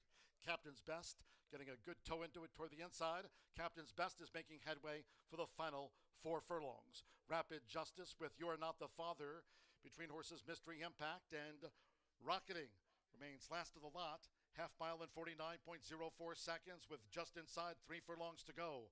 Polar Drift being readily opposed by Sir Baji and Catch a Night Train coming 3 wide. As these leaders come toward the top of the stretch, Captain's Best looking to sustain a bid from 4th. As they turn for home, then Rapid Justice. 3/4 in 1 minute 13.94 seconds. Top of the lane, it's Sir Baji from Benny Esquivel. Sir Baji leads. 1 furlong to go from Polar Drift. Catch a Night Train flattens out. Captain's Best in the blue blinkers. Rapid Justice and on the outside rocketing from out of the backfield, but they're close to home with Benny Esquivel. It's Sir Baji, and Sir Baji's home. Sir Baji won by 3.5 from Rapid Justice. Captain's Best was 3rd, and Polar Drift holds, rocketing for 4th.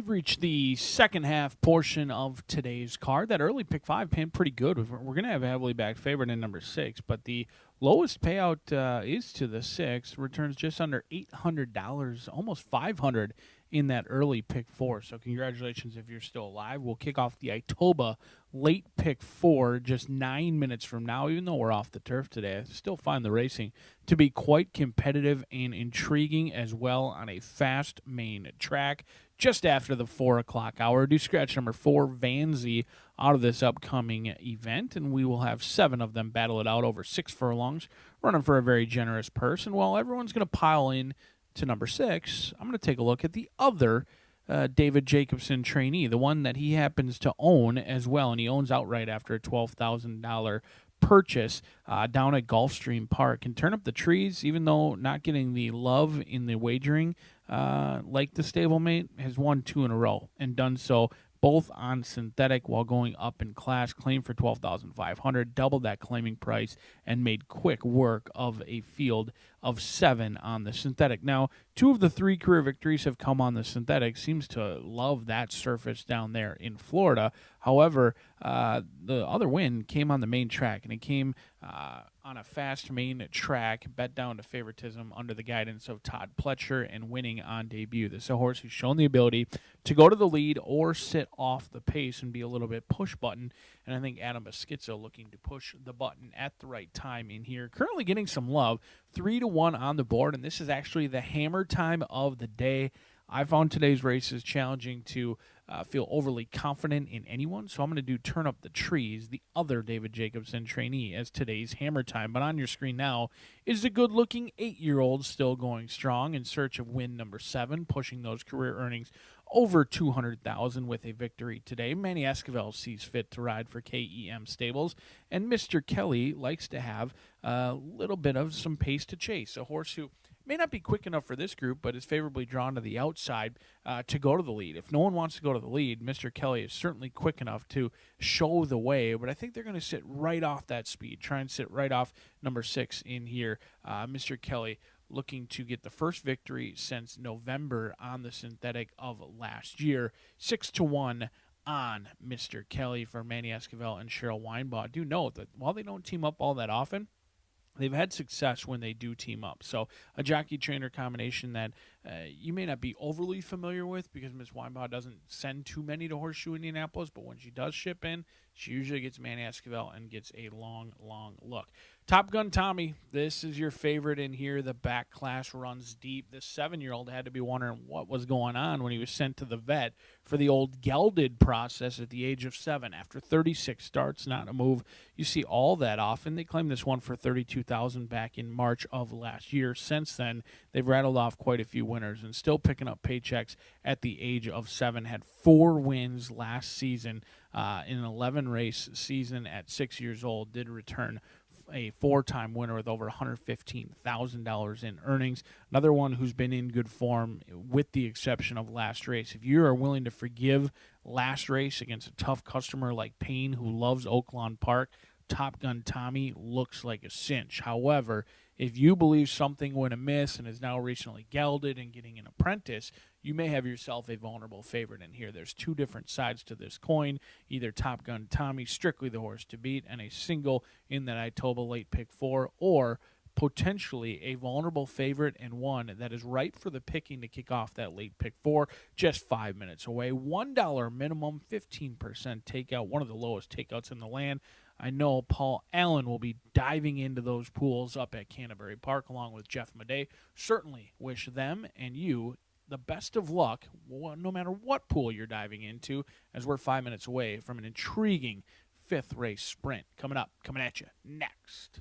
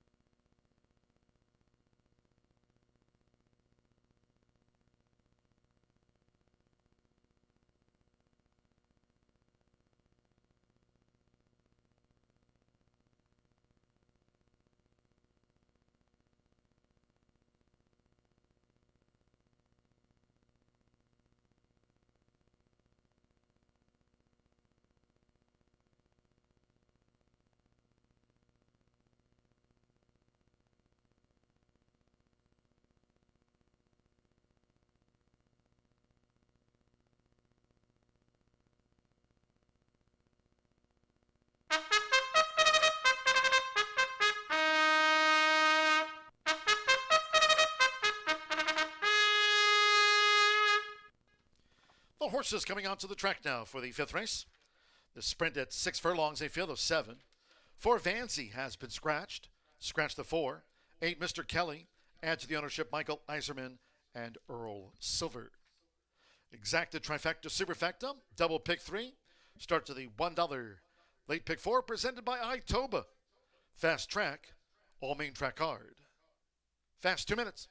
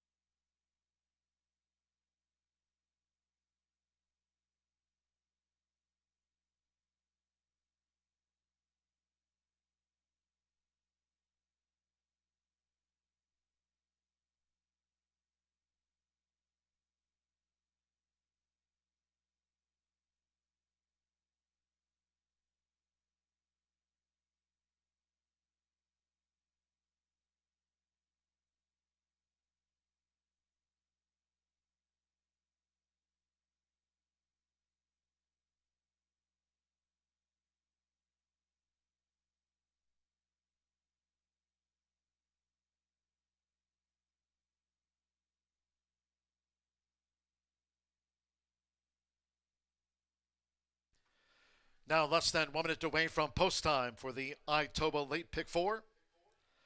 Fast track less than 1 minute.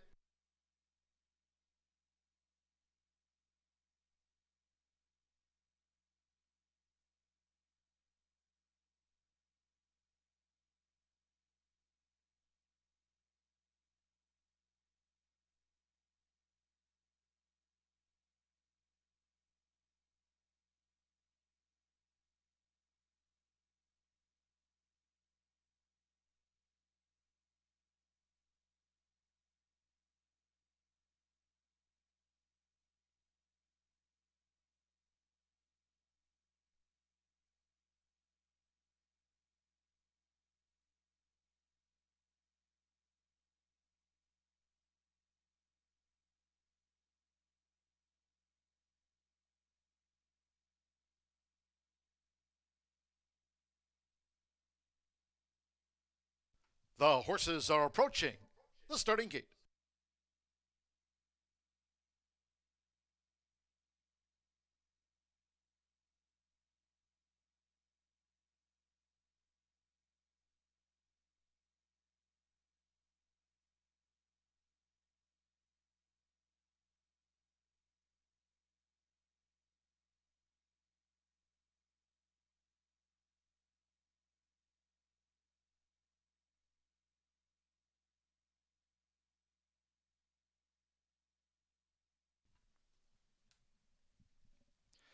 The horses have reached the starting gate. It is now post time. Marcelino Pedrosa Jr. with Go Emmy coming up. Albin Jimenez with Halloween. Halloween has joined Go Emmy.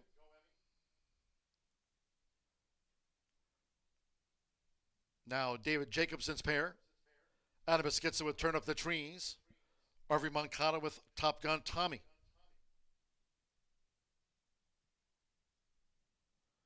Carlos Barbosa with Afternoon Heat. Facing up to the gate. Arcelio Flacco with Code Omaha in. Afternoon Heat went in well. One more. Mr. Kelly. Manny Esquivel riding for a double. Here's Mr. Kelly. They're in the gate. They're off and sprinting. Halloween broke sharp. Mr. Kelly with an early bid. Code Omaha is right there. Toward the inside here is Turn Up the Trees. Top Gun Tommy, another close one. It's Turn Up the Trees. With Adam Beschizza, Turn Up the Trees went to the front. Tracked by Mr. Kelly. Top Gun Tommy is right there. And Code Omaha in this leading quartet. And they've made a dash for it. And they've come clear past the half-mile pole from Afternoon Heat, who's back in fifth. Halloween is sixth after breaking well, and the great Go Emmy lacks speed. The quarter and the speed is on. 21.86 seconds as they roll to 3 furlongs from home. It's Turn Up the Trees, tracked by Top Gun Tommy, who's right there. Code Omaha. Mr. Kelly in the black cap on the far outside. Halloween will straighten away in fifth. Afternoon Heat is put to pressure, and Go Emmy on the far outside. They turn for home. It is Turn Up the Trees and Top Gun Tommy coming with a bid now for Irving Moncada. They've straightened away half mile in a flat 45 seconds with Adam Beschizza. It's Turn Up the Trees, who's turned back. Top Gun Tommy's bid coming past the 16th, and then Code Omaha with Mr. Kelly, and Go Emmy is late on the scene. It's this David Jacobson 1-2. Turn Up the Trees, one going away by 7. Top Gun Tommy was second, Go Emmy third, then Code Omaha and Halloween.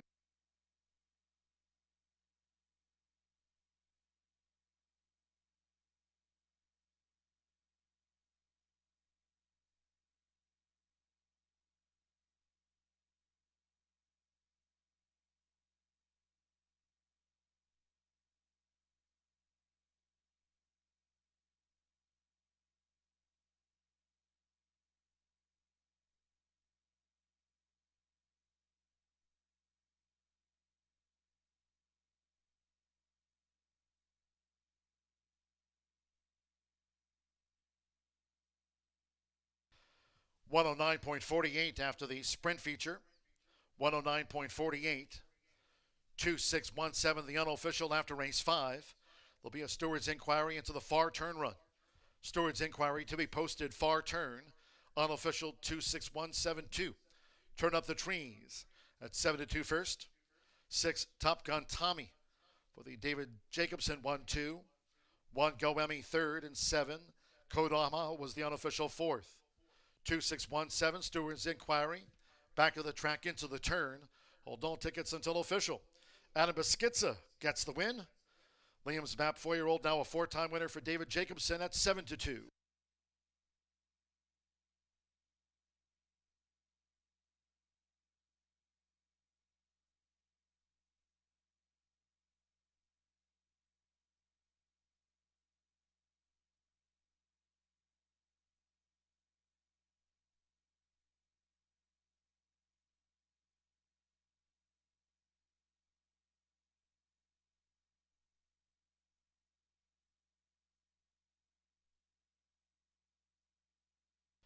Please note with regard to that steward's inquiry, after looking at the replay, back of the track into the turn, the steward's inquiry has been withdrawn. They took a look at that. No changes will be made to the order. It's 2617.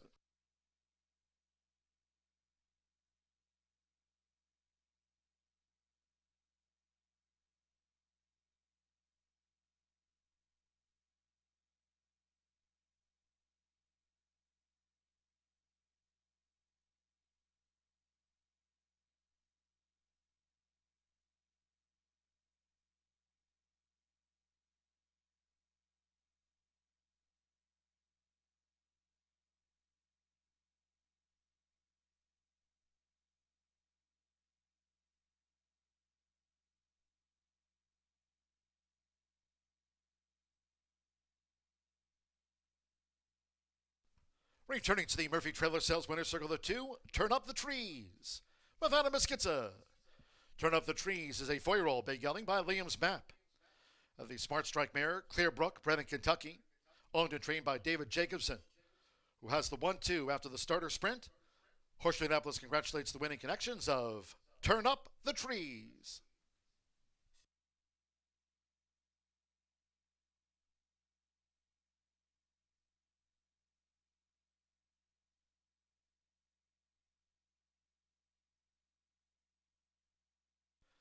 Race 5 official.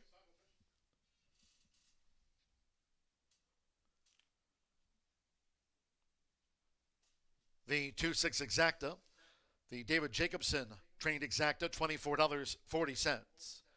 50-cent trifecta, 261, $37.50. 11-2 double, $38.60. Dollar early pick 4, $840.10 with code Omaha 4th. The 10-cent superfecta, 2617, paid $19.67. 50-cent pick 3, $132.25. And the 50-cent early pick 5 pays on 5 of 5 after the low 11.99% takeout on the pick 5s here this season. And the 50-cent early pick 5 returned $1,563.30. 7-fish starter Ray Kuick, 109.48 after the running of race 5. In the 6th race, one of those taken off the turf course, the 6th race maiden will be run on the main track over the mile. Scratch 1, Run Lily, 2, Strife, 3, Hope Diamond, 6, Screaming Mimi, 7, La Liberta.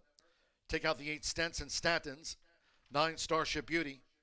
Scratch 12, Ocean Ripple, 13, Nora May, and take out 15, Starship Aries. Note number 11, Mare Soleil, and 14, High Summer, both draw in.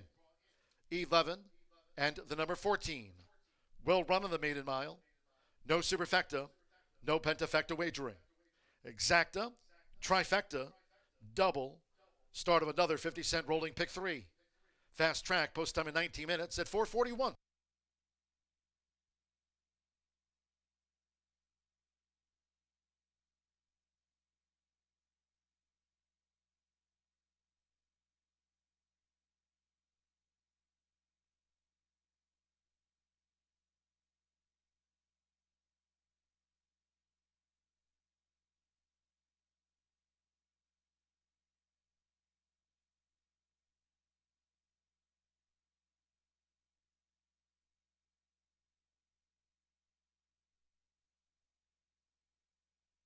They're off and sprinting.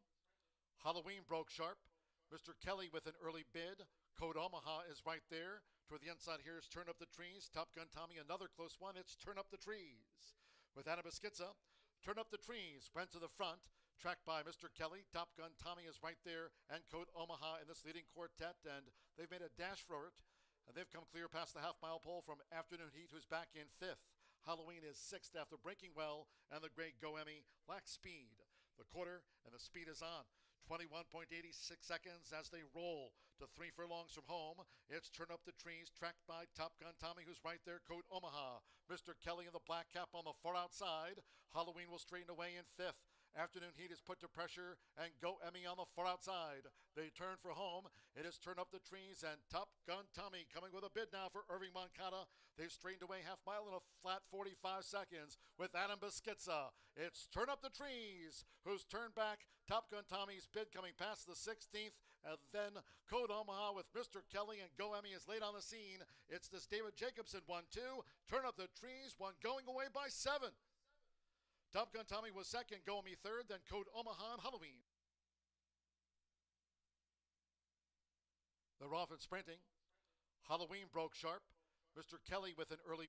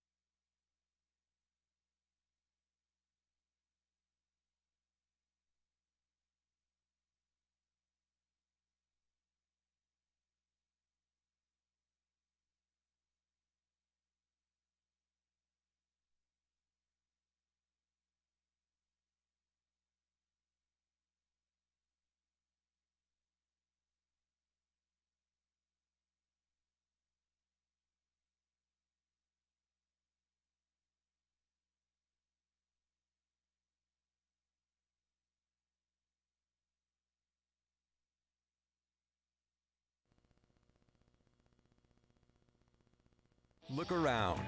Spring is here. And no matter what you're planning or planting, it's nice to know Hubler Ford's got you covered for 200,000 miles. During Hubler's Spring Forward event, save big on a new Ford. You pay what we pay. Ford employee pricing for everyone. So spring forward, knowing Hubler's got you covered for 200,000 miles. DriveHubler.com.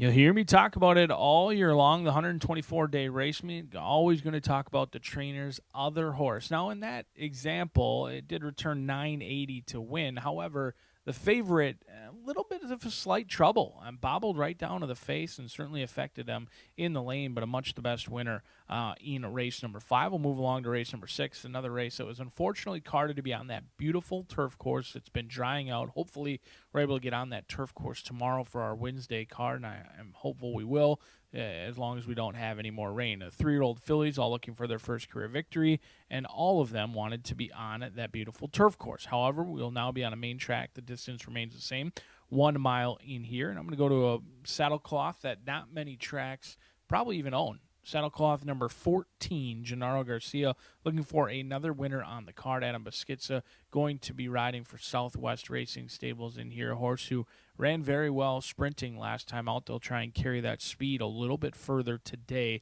They broke sharp just a couple of weeks ago on April 16th, went right to the lead. They were in hand. They cleared off, kind of had it all their own way up front and just didn't have that closing kick. Now, they weren't expected to run a huge race by any means. They went off at 17-1, so it's not like this was a horse who showed speed, absolutely quit, and went off at 2-1. No, went off at 17-1, showed a good amount of speed. Now, oftentimes, even though a horse can't carry their speed going 5.5 furlongs, many people would ask, well, how do you think that horse is going to handle a mile?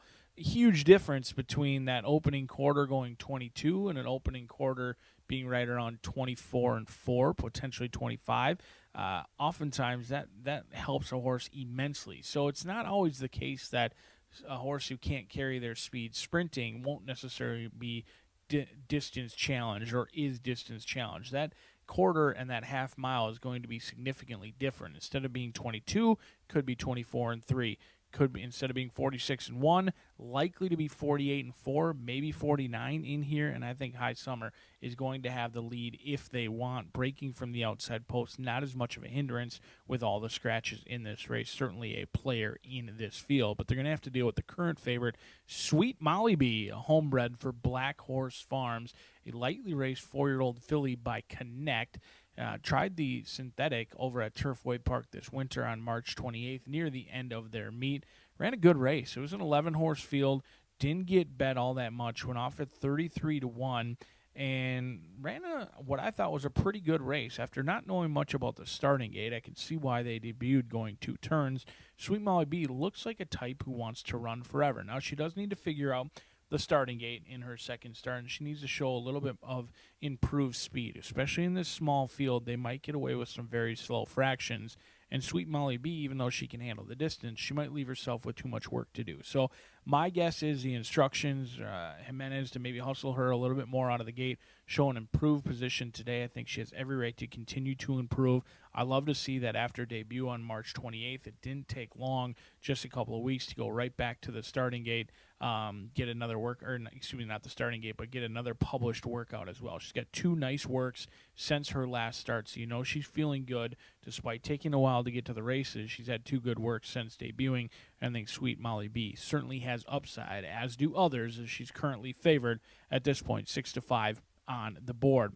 The 10 provides maybe the most value. Bit of Frost, a lightly raced daughter of Frosted, gets that gray coat just like Frosted. Certainly looks like her daddy. Another homebred in here who's tried the turf throughout. The dirt is the unknown, but usually whether it's breeding or whether what they show in the morning, if they debut on the turf, it's usually because they don't really show an affinity for the dirt.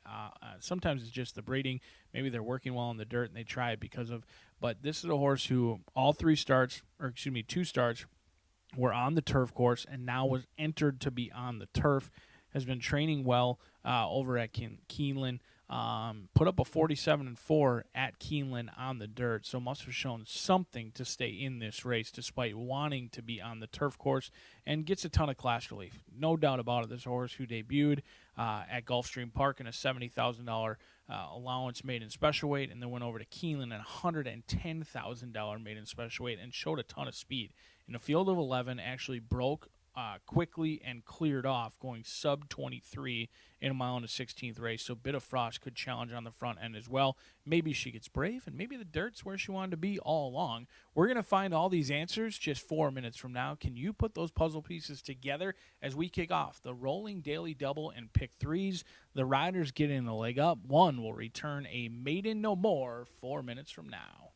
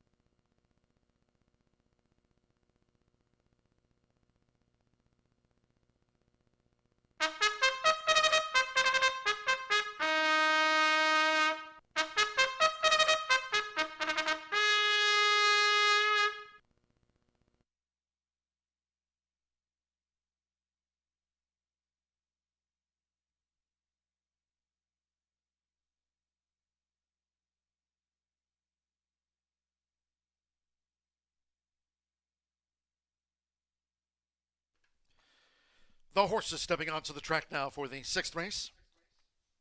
One of those taken off the turf course today. Fast main track here for the maiden mile.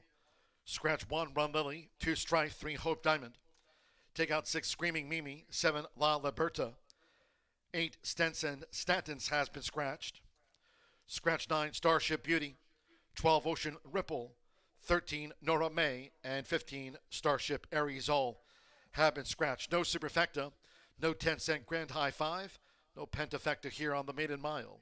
Exacta, Trifecta, Double Pick 3. 1 minute.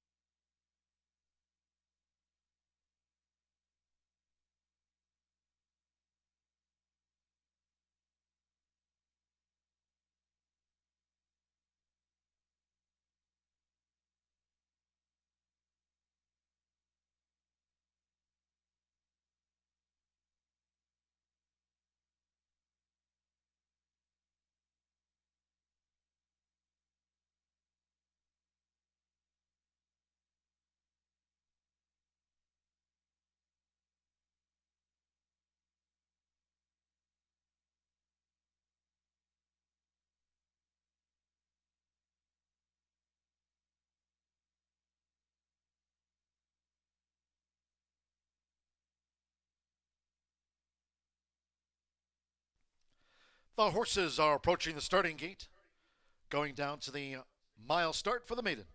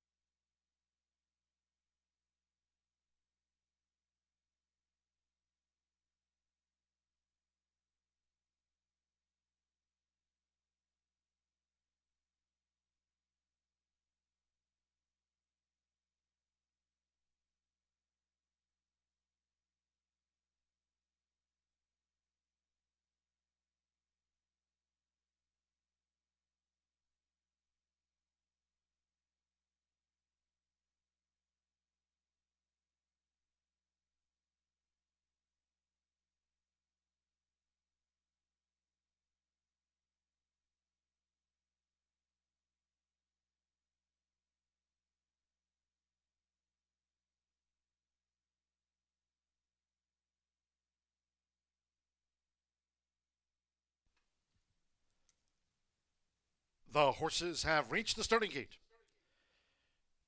It is now post time. Loading for this maiden Fillies mile. Alex Achard and the 4-year-old first-time starter, Quotient.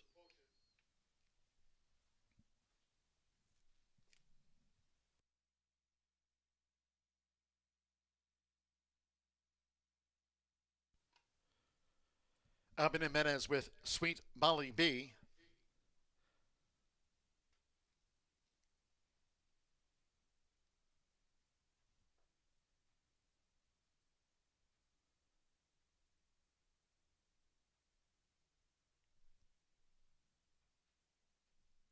Axel Concepcion with Bit of Frost, the next filly. Now here's Jaime Torres with Mare Soleil. One more, this over the mile. High Summer, Adam Beschizza, riding for a double on the Horseshoe Indianapolis card. They're in the gate. They're off, and the 4-year-old newcomer, Quotient, broke just a beat slow. Mare Soleil sharply away, with toward the inside. Here's Sweet Molly B, who's up and after the lead, while in tight quarters, it's Mare Soleil. 7 furlongs to run. Mare Soleil has taken the early lead from High Summer, who's now coming with a bid for Adam Beschizza right to the front. So High Summer leads them to the back from Mare Soleil, who yields the lead. It's a break of a length and a half. On the outside is Bit of Frost running in third, then Quotient, and Sweet Molly B has drifted back to last. The opening quarter in 23.33 seconds. It's High Summer. So High Summer leads the maiden Fillies mile, just over a half mile to run. Tracked by Mare Soleil by 3/4 length. Bit of Frost is running in third. A length and a half. The back two fillies are Quotient and Sweet Molly B in the red cap. High Summer takes them into the far turn. Clocked a half mile in 46.48 seconds. High Summer rounding the far turn with a 7-length lead from Sweet Molly B, who now sets off in pursuit. Bit of Frost running in third. Mare Soleil, Flash B, but has dropped back, and Quotient is last. They come toward the top of the stretch. It's High Summer. High Summer leads by 3 to Sweet Molly B, who's looking to gain for Albin Jimenez as they turn for home. 3/4 for the longtime leader, High Summer. 1 minute 12.48 seconds. High Summer with a 2-length buffer zone and a furlong to last. Sweet Molly B second, gamely. Bit of Frost is third, well clear. Here's Sweet Molly B, who's inching up to High Summer. Sweet Molly B for Albin Jimenez. Sweet Molly B colored her. Sweet Molly B gets the result by 3/4 length from High Summer. Bit of Frost finished third.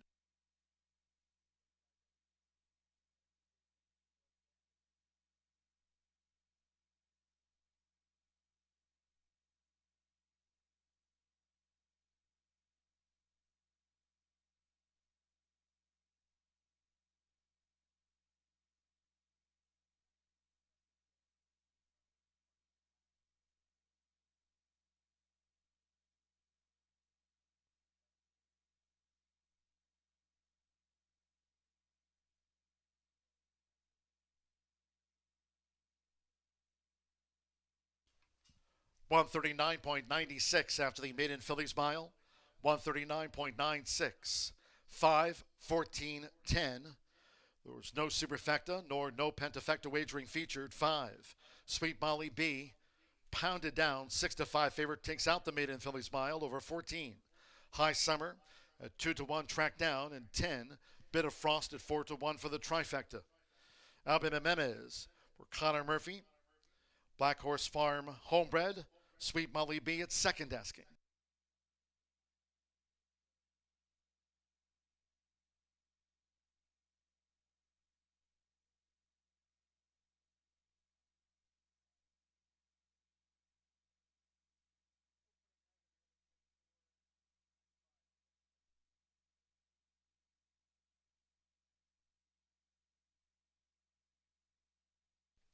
The judges have posted number 4, Quotient, fourth. 5:14, 10 runs third for Quotient, fourth.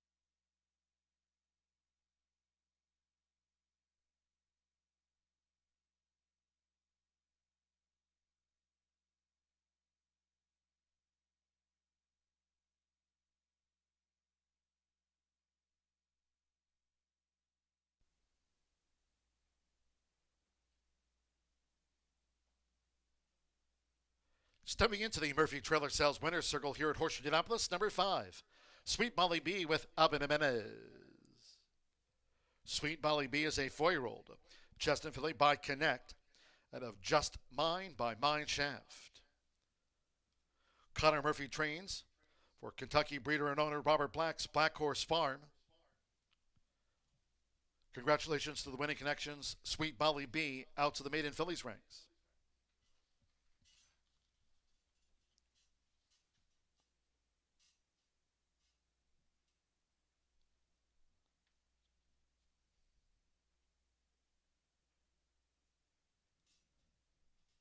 It's official.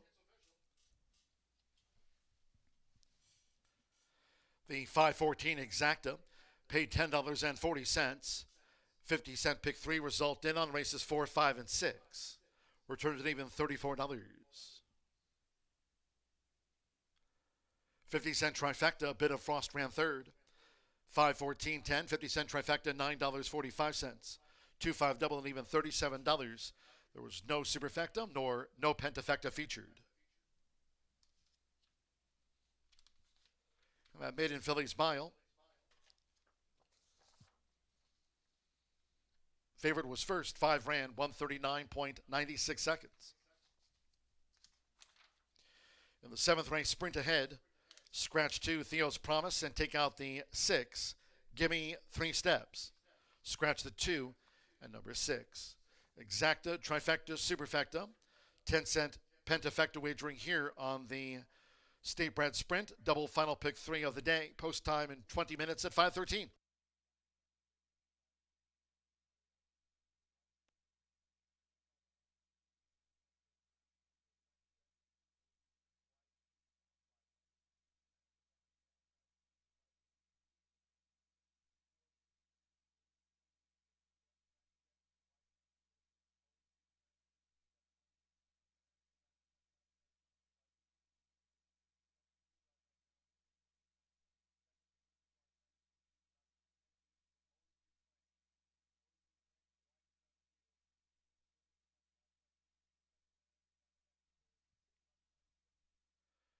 They're off, and the 4-year-old newcomer, Quotient, broke just a beat slow.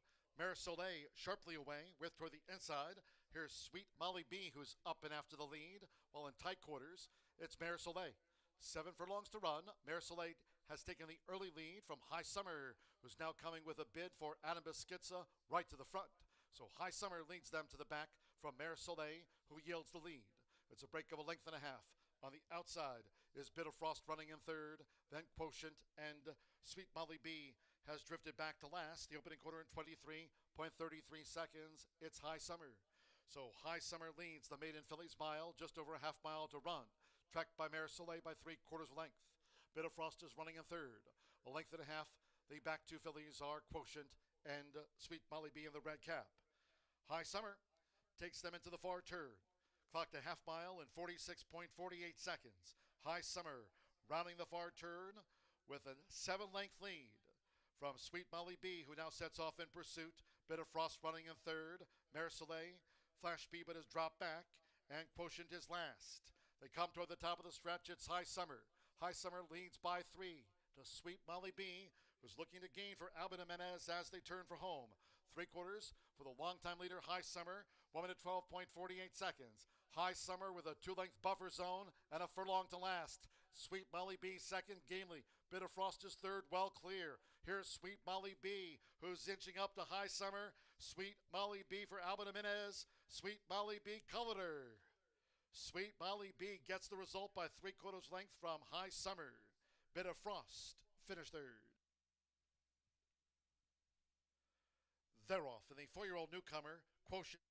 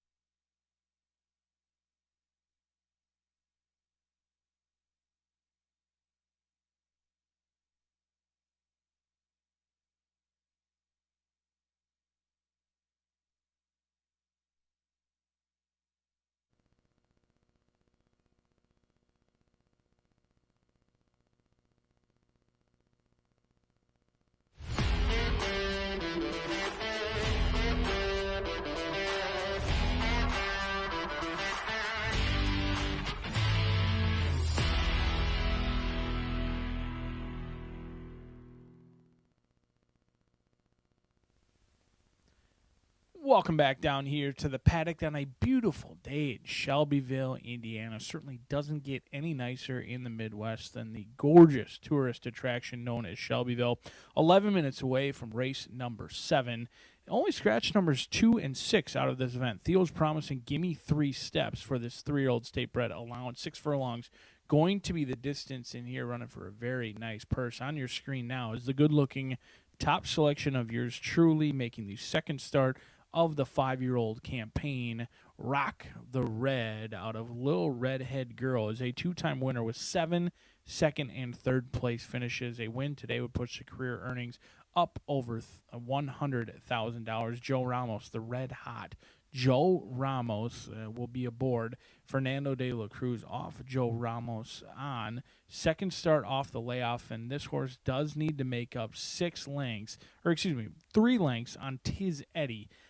So Tiz Eddie, certainly a deserving favorite at 4-5, but I thought Rock the Red was closing in well, a horse who has shown the ability to be near the lead, if not on the lead, if nobody wants to go. So a couple things that I like about Rock the Red is certainly value. 9-2 only needs to make up 3 lengths on your 4-5 favorite, but also a horse who's tactical, can go to the lead, favorably drawn to the outside, can sit just off the leaders if they want, and you get Joe Ramos aboard. There's a lot to like for Bob Gorham and Rock the Red at 5-1. But Commando Joe also beat my top selection. Commando Joe chased Tiz Eddie all the way around the racetrack here on opening day and only needs to make up a length. And you're getting, again, much better value as long as you can beat Tiz Eddie in this spot. I think a length is worth 5-1 versus 4-5. Marcelino Pedrosa Jr. is red hot. The man was sizzling yesterday. He might have had 2, 3. The analysts should probably know that, but he had a lot of wins yesterday, and it felt like they came in bunches and they came at decent prices. He's been riding excellent so far this meet. A 5-time winner who won 3 races in 2024. Since then, has changed hands, was claimed for $8,000. That's not the concern, but I think a lot of those losses were on the synthetic, a surface that this horse has just never produced a winner on. Goes back to a fast main track where they're 4 for 13, and Commando Joe only a length behind Tiz Eddie last time, and you're getting much better price. But Tiz Eddie, strictly the horse to beat, but for me, not the horse to bet. Always cheering for Tommy Medina. Sammy Bermuda is going to be aboard.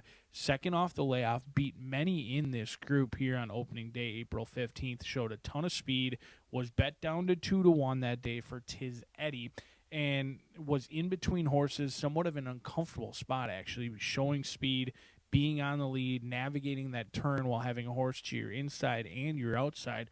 Certainly shows some bravery, but just not any value. I have nothing against Tiz Eddie. Tiz Eddie is your most likely winner. The percentages would indicate that Tiz Eddie's likely going to win this race, potentially 40% of the time. However, is that worth it at 1-2, 3-5? I don't think it is. I don't have any knocks on Tiz Eddie. Should be improved today. Second start off the layoff, has back class, has always shown speed, usually breaks alertly. There's a lot to like. Don't get me wrong. I just don't like even money on a horse who is only a length better than some of the others in here, and they're also going out for their second start of their campaign. So strictly Tiz Eddie, the horse to beat, no doubt about it, but not the horse to bet, at least for me. We'll see if anyone can put pressure on Tiz Eddie or if they just lull him to sleep and you get another 3-5 easy money winner. We'll see if Tiz Eddie can get the job done, but I'm banking that he can't, and we'll find out 7 minutes from now.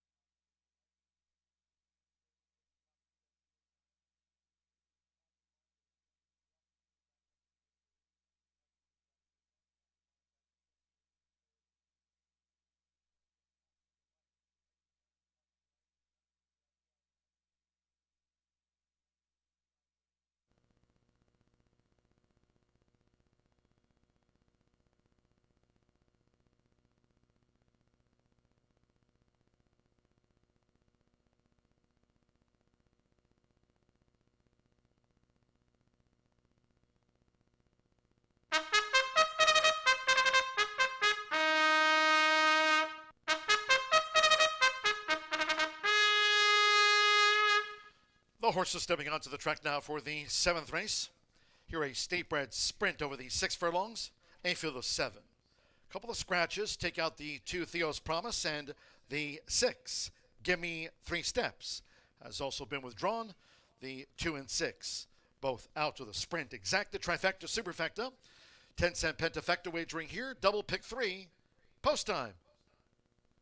We'll be in 2 minutes.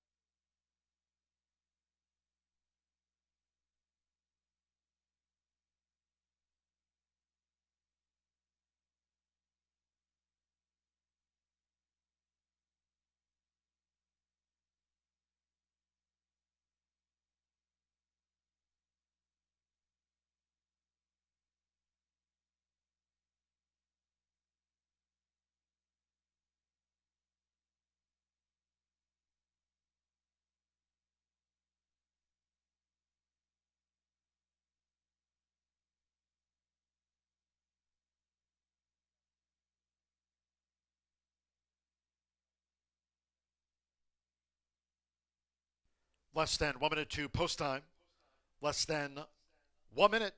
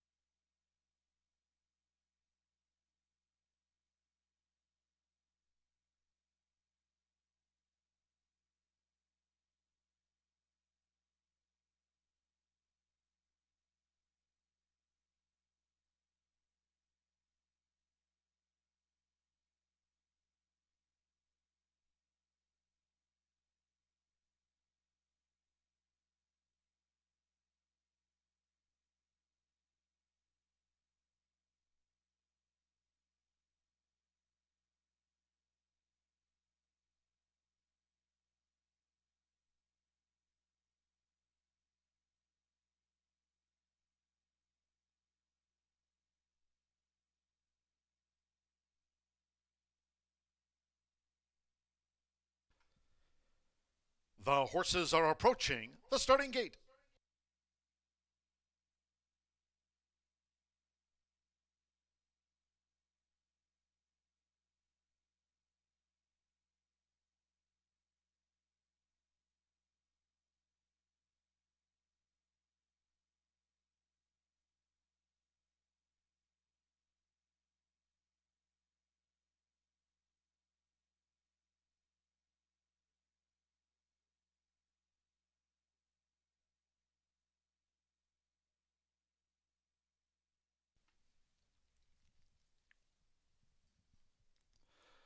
The horses have reached the starting gate. It is now post time. Loading for this state-bred sprint. Evan Roman with Reflex. First in, Christian Torres with Booming coming up. Has joined Reflex. Marcelino Pedrosa Jr. with Commando Joe.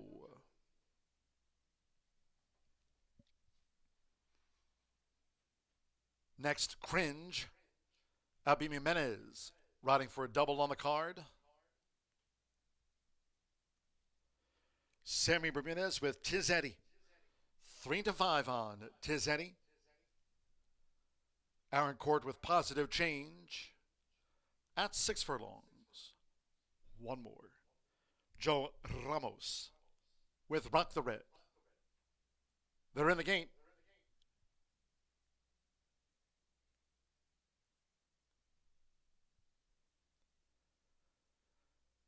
And they're off. Booming and Reflex were both slow to go. Tiz Eddie rockets away for Sammy Bermudez. Tiz Eddie straight to the lead from Positive Change with Rock the Red. Commando Joe part of that scramble. And back of the front runner, Tiz Eddie, who leads them to a half mile from home. After being one of those last away, Reflex gains with the rail. Commando Joe's now running in third. Positive Change in fourth. Rock the Red in the purple cap is out deep on the track. Then toward the inside comes Cridge and Booming trails. The opening quarter, 22.17 seconds. Tiz Eddie at 4-5 takes them to 3 furlongs from home. Tracked by Reflex and on the outside, Commando Joe. It's a break of 4 more to Rock the Red, who's running in fourth as they come toward the top of the stretch. Positive Change in fifth, but being driven to gain. Then we come back to Cringe and Booming on the far outside. Here come the Hoosiers. Tiz Eddie in command into the stretch. Half mile, 45.18 seconds with Sammy B. It's Tiz Eddie with 1 furlong to go. Clear of Commando Joe toward the inside, Reflex, then Rock the Red and Positive Change. Tiz Eddie just turned on the jets. Tiz Eddie romping home by 9 from Commando Joe. Rock the Red on the wire for third with Positive Change and then Reflex.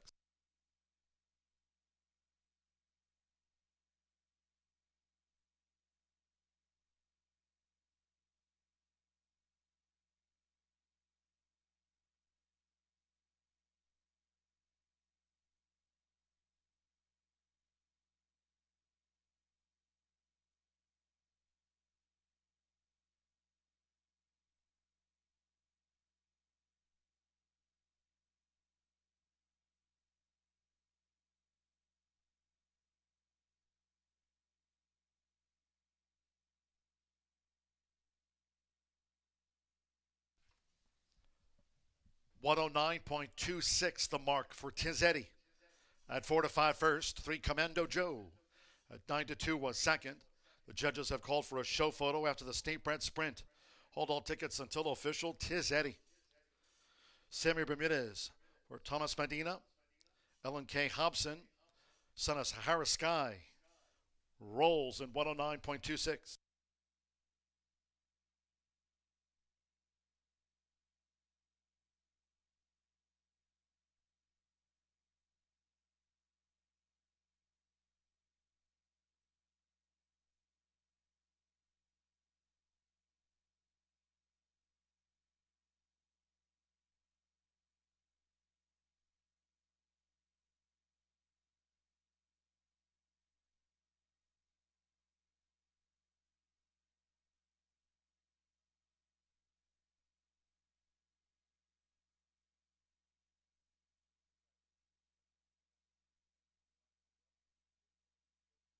The judges have posted number 9, Rock the Red, third in a photo.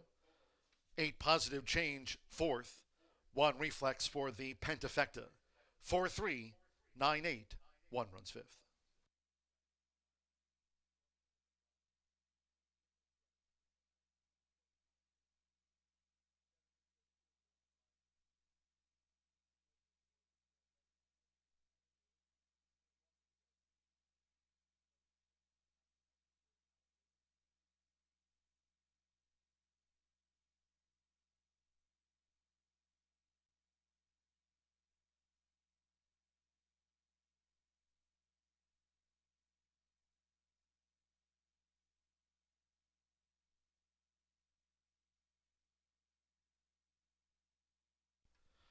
Returning to the Murphy Trailer Sales Winner's Circle, number 4, Tiz Eddie with Semi Bermudez.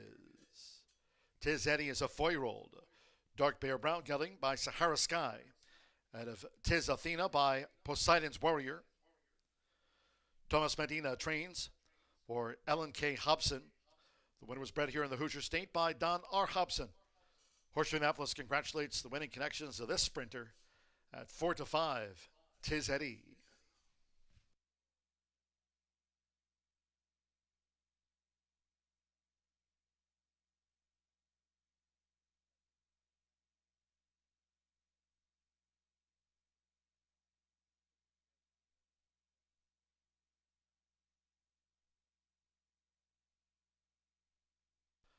For 3 exacta, $14.20. The 10-cent Pentafecta, 43981 Reflex fifth. The 10-cent Grand High 5 returned $37.42. 50-cent Pick 3, $20.50. 50-cent Trifecta, 439, $13.35. 5-4 Double, $8.40. 10-cent Superfecta, $12.10. Positive Change ran fourth. Reflex fifth. 109.26. Couple more to go. Race 8, 1 of 3 today taken off the turf course. 8th race will be run over the main track at 1 mile 70 yards. Scratch, 1 Real Fast, 2 Pool Guy, 3 2 Beers by 10. 4 Passing Judgment has been withdrawn.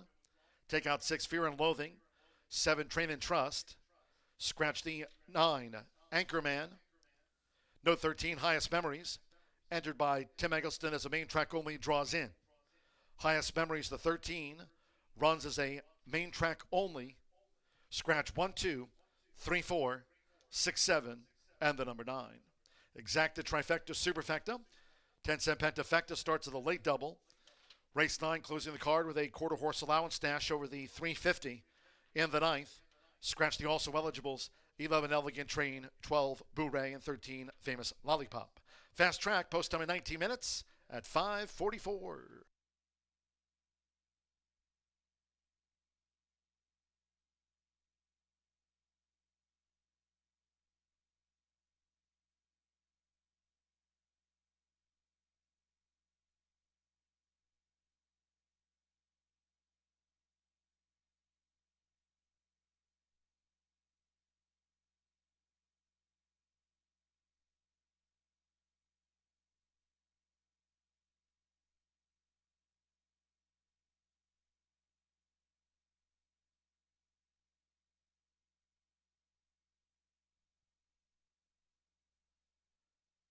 And they're off. Booming and Reflex were both slow to go. Tiz Eddie rockets away for Simmer Bermudez. Tiz Eddie straight to the lead from Positive Change with Rock the Red. Commando Joe part of that scramble. And back of the front runner, Tiz Eddie, who leads them to a half mile from home. After being one of those last away, Reflex gains with the rail. Commando Joe's now running in third. Positive Change in fourth. Rock the Red and the purple cap is out deep on the track. Then toward the inside comes Cridge and Booming Trails. The opening quarter, 22.17 seconds. Tiz Eddie at 4-5 takes them to 3 furlongs from home. Tracked by Reflex and on the outside, Commando Joe. It's a break of 4 more to Rock the Red, who's running in fourth as they come toward the top of the stretch. Positive Change in fifth, but being driven to gain. Then we come back to Cringe and Booming on the far outside. Here come the Hoosiers. Tiz Eddie in command into the stretch. Half mile, 45.18 seconds with Sammy B. It's Tiz Eddie with 1 furlong to go. Clear of Commando Joe toward the inside Reflex, then Rock the Red and Positive Change. Tiz Eddie just turned on the jets. Tiz Eddie romping home by 9 from Commando Joe. Rock the Red on the wire for third with Positive Change and then Reflex.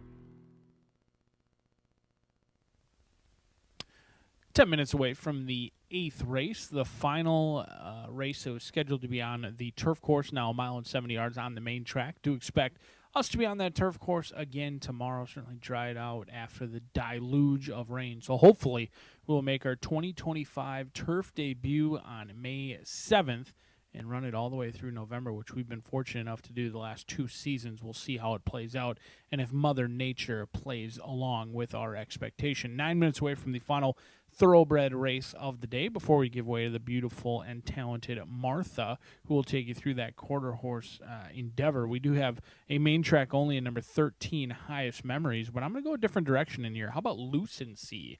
A 4-time winner, and all 4 victories came last year, and all of them came on the main track. So a horse who they were going to try the turf course today, but maybe Mr. Gennaro Garcia was wise to the fact that, it might not be on that turf yet, so we'll enter in, and if it gets rained off, it gets rained off. And Lucency bet all the way down to 4-5 right now off that 6-1 morning line, but Skitzik calling the shots in here for Gennaro. They've already won today. They look for another one in here, a horse who's got tactical speed, can go to the lead, but likely prefers to sit just off the flank of someone and push past when it's all said and done. Is tested for distance, tested for the surface as well, and there is simply a lot to like for Lucency. Has been to the winner's circle since being claimed for $30,000. Claimed this one for 30, bumped right up to the allowance 50,000 at Churchill Downs and got a win in the mud and got their return on their investment almost immediately. Since then, has gone off form a little bit, but has been freshened up since February 8th, so expect a fresh Lucency to show good speed and maybe be the one to catch turning for home, but in my opinion, value player in here, and 4-5 can be value if you think it's going to be a cinch like our 7th race winner was. They made that group look easy, and Lucency could do the same in here, but going to have to do with the only horse who wanted to be in on the main track. Highest Memories was entered for the main track, and they got their wish for Tim Eggleston. Mitch Merle, Highest Memories, a 5-time winner. The Indiana bred does have to take on Open Company in this spot, but has done so in the past, not very often, to be honest. Has usually found their way against state-bred competition, but does bring in a record of 3 wins in their last 6 starts. A win machine in Highest Memories by Santiva, and another horse very similar to Lucency, could go to the lead or sit off. Makes the 5-year-old campaign debut today, and a win today would make this Indiana bred have earnings over $200,000. Certainly stakes races in the future. Won the $100,000 Empire Handicap on the main track last year, and then took on Demolisher in the Too Much Coffee Handicap as well. So stakes tested, but does have to deal with Open Company in here today, 5-2. On Highest Memories, a win machine. We'll see if the Indiana bred can show Open Company how it's done. But the value of the race may come from Caballo Feliz for JSR Stables and Jake Rasidovich, a 5-year-old by Run Happy, a 3-time winner from 24 starts. Certainly carries the most experience of this field, but does get tested for class a little bit in this spot. Earnings just over $100,000, and that was aided by a win last year, but does take in much deeper waters. You talked about Lucency and Highest Memories being win machines. It took Caballo Feliz 24 starts to get through that non-winners of 3 condition, and was at that level for some time. So it is deep waters in here, but you're going to get 9-1 on the board. A horse who's proven on a fast main track, and you can be forgiving of those last couple of starts, even though they weren't necessarily terrible. I mean, this is a horse who did win last time out March 29th on the synthetic, but maybe the dirt is where Caballo Feliz has wanted to be all along. A horse who had shown some talent at the Open Company allowance level back last season in July, where frankly they had a terrible trip back on July 9th. They were kind of under a tight hold, got restrained back, and they were tugging and fighting the restraint, just never able to settle. And I think certainly a horse that, even though the most recency has been on the turf course or the synthetic, this 5-year-old can absolutely handle the dirt and in with a big chance in this spot. The rider's getting the leg up. The Thoroughbred Finale coming at you 5 minutes from now.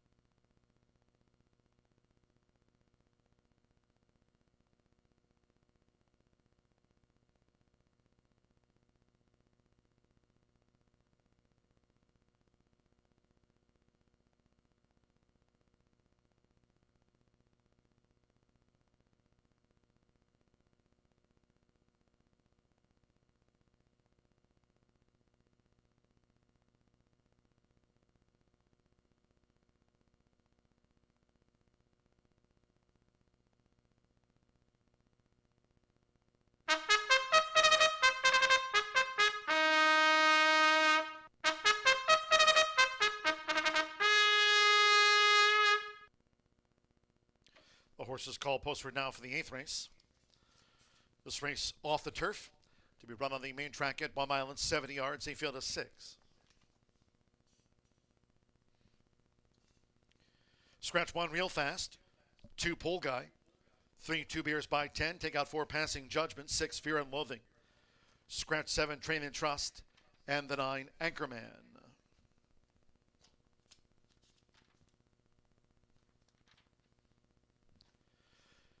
Exacta, trifecta, superfecta, pentafecta starts at a late double. 9th race, quarter horse allowance dash with a 350. Fast track in the 9th. Scratch the also eligibles. 11 Elegant Train, 12 Bourrée, and 13 Famous Lollipop. 9th race, quarter horse dash. Scratch there the AEs. 2 minutes.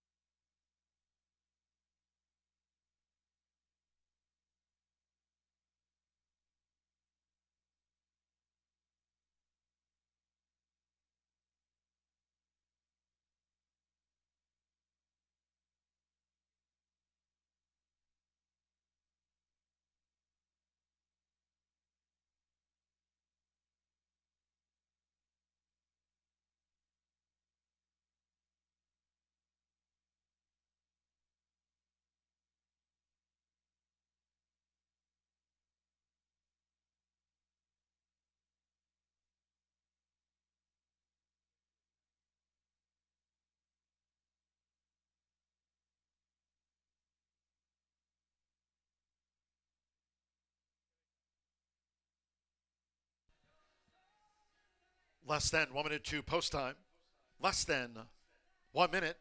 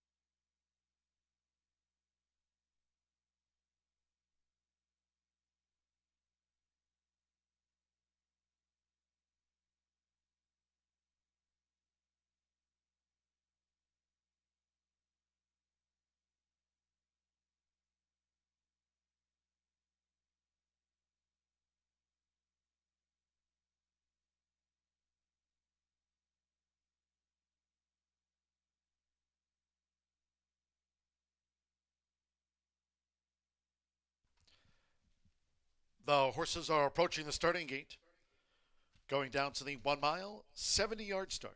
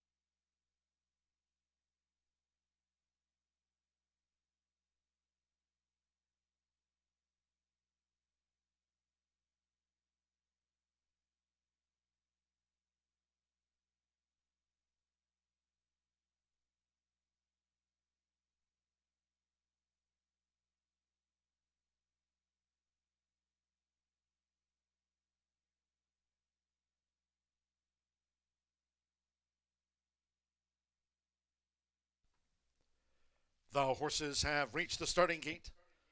It is now post time loading. Rodney Prescott with Right On, Right On.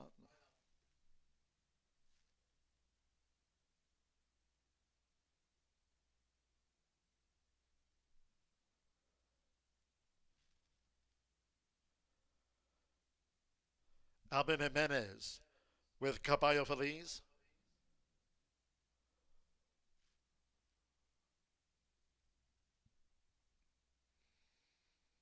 Right now, Lucency, 4-5 favorite.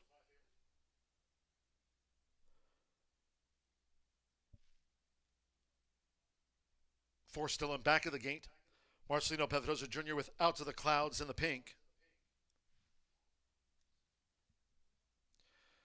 This 103 today taken off the turf course here. Promising forecast for Wednesday's racing card. Here's Out to the Clouds.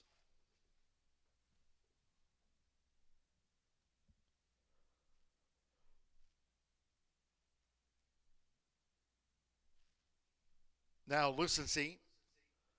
Well, it's 3-5 favorite. Adam Beschizza has a win on the card. Couple them back. Luis Contreras with Vaccinator. One more. Main track only entered. Highest Memories for Tim Eggleston. Mitchell Murrell with a couple of wins on the card at 1 mile 70 yards. All in. Ready. They're off. Highest Memories sharply away. Toward the inside, right on with Caballo Feliz Out to the Clouds. Lucency strides up on the outside, and Vaccinator follows Lucency as they enter the first turn. It's Highest Memories. So in a nifty early move for Mitchell Murrell, Highest Memories crossed and cleared. Right on in the red cap in tight quarters, kept in there by Lucency at the 6.5. And then farther out is Vaccinator with toward the inside Caballo Feliz. Out to the Clouds has drifted back to last. The opening quarter, nice and easy for Highest Memories, 24.50 seconds. Highest Memories leads by 3/4 length to a close-up Lucency, who follows the leader by a length and a half. Caballo Feliz in the black cap. Right on is running in fourth. And then farther back to Vaccinator, and finally Out to the Clouds. Making this run near the half-mile pole, Highest Memories continues nicely out in front and clocks a half mile in 48.21 seconds. Adam Beschizza keeps Lucency close to the leader, just over 3 furlongs to go. Caballo Feliz with to the inside, right on. Vaccinator and Out of the Clouds remains the back marker. So Lucency putting this move now on Highest Memories as they kick for the quarter pole. Right on, a close third. Vaccinator launching a bit on the extreme outside as they straighten away. Out to the Clouds is picking up. Caballo Feliz tailed off. They straighten away after 3/4. In 1 minute 12.86 seconds, it's Lucency, who went to the lead from Highest Memories, who's dropped back, gaining toward the inside. Here comes Out to the Clouds, who was last on the back of the track. It's Lucency with Out to the Clouds between horses right on, and on the outside, Vaccinator. It's Lucency, who won by 3.5 second photo. Seconds on the bob, Out to the Clouds with right on, close. Vaccinator back and forth.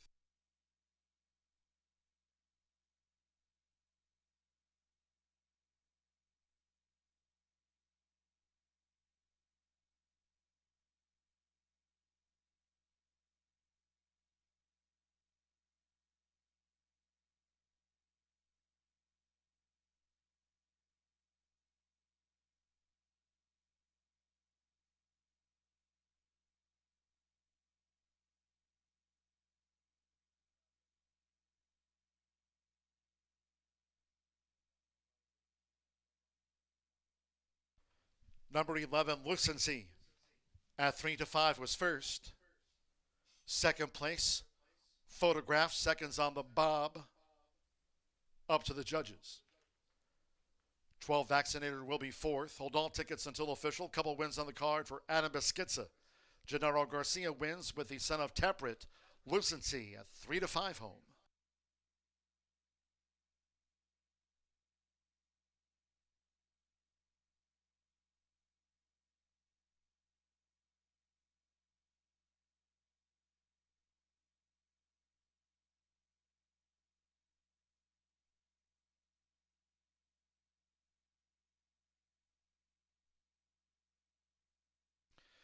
The judges have posted number 10 Out to the Clouds at 25-1, edging into second for the exacta. 5 Right On at 5-1. Lost to Bob was third. And 12 Vaccinator 12-1 for the superfecta. 11, 10, 5, 12.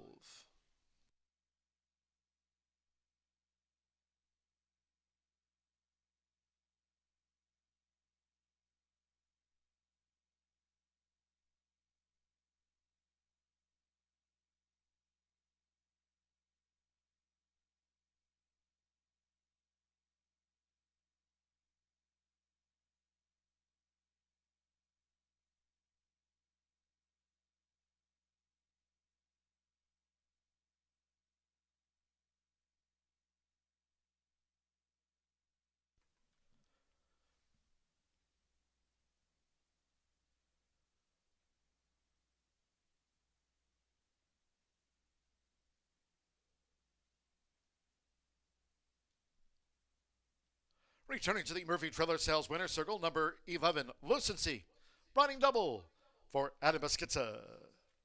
Lucency is a 5-year-old chestnut horse by Taprit. At a crowning affair by Giants Causeway. Winner was bred in Kentucky, racing for trainer Gennaro Garcia's Southwest Racing Stables Incorporated, with another win on the card, and a Triple V Racing LLC of Brandon Valentini. Horseshoe Indianapolis congratulates the winning connections of Lucency. 3-5 favorite.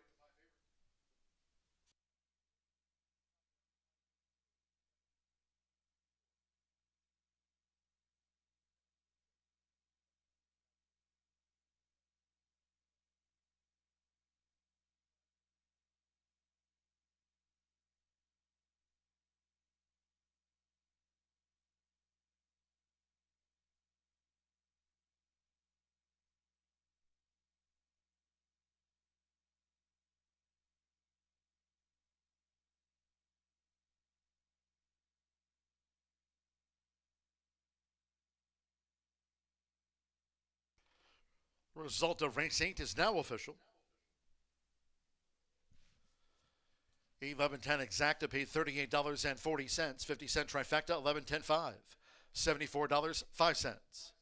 Now, there was a refund on the pentafecta. No grand high five. That was scratched from race 8. Pentafecta refunds. 40-11 double paid $6.60. The $1 Itoba late pick 4 paid $84.60. Vaccinator fourth for the superfecta. 11-10-5-12 for the super. $31.36. Pick 3, $5.45. And the 50-cent late pick 5 on 5 of 5 returned $175.50. One more to go. Race 9 capping off the card on this first Tuesday in May with a quarter horse allowance dash over the 350. Scratch the also eligibles. 11 Elegant Train, 12 Boo-Ray, and 13 Famous Lollipop. Scratch the also eligibles. Race 9 with exacted trifecta superfecta. There is a carryover to close out the card here in the 10-cent quarter horse. Grand high five. And that pentafecta carryover on the quarter horse dash of $3,019. Fast track, post time 6:12.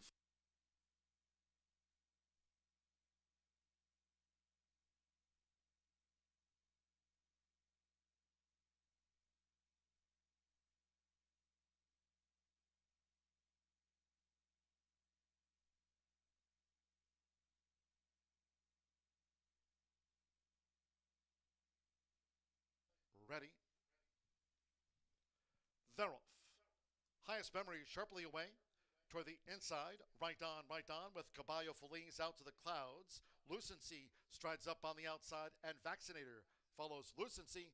As they enter the first turn, it's Highest Memories. So in a nifty early move for Mitch Murrell, Highest Memories crossed and cleared. Right on in the red cap in tight quarters, kept in there by Lucency at the 6.5. And then farther out is Vaccinator with toward the inside Caballo Feliz. Out to the clouds has drifted back to last. The opening quarter, nice and easy for Highest Memories, 24.50 seconds. Highest Memories leads by 3/4 length to a close-up Lucency, who follows the leader by a length and a half. Caballo Feliz in the black cap. Right on is running in fourth. And then farther back to Vaccinator, and finally out to the clouds. Making this run near the half-mile pole, Highest Memories continues nicely out in front and clocks a half mile in 48.21 seconds. Adam Skitza keeps Lucency close to the leader, just over 3 furlongs to go. Caballo Feliz with to the inside, right on. Vaccinator and out of the clouds remains the back marker. So Lucency putting this move now on Highest Memories as they kick for the quarter pole. Right on, a close third. Vaccinator launching a bit on the extreme outside as they straighten away. Out to the clouds is picking up. Caballo Feliz tailed off. They straighten away after 3/4. In 1 minute 12.86 seconds, it's Lucency who went to the lead from Highest Memories, who's dropped back, gaining toward the inside. Here comes Out to the Clouds, who was last on the back of the track. It's Lucency with Out to the Clouds between horses right on, and on the outside, Vaccinator. It's Lucency who won by 3.5 second photo. Seconds on the bob, Out to the Clouds with right on, ready. They're off. Highest Memory sharply away.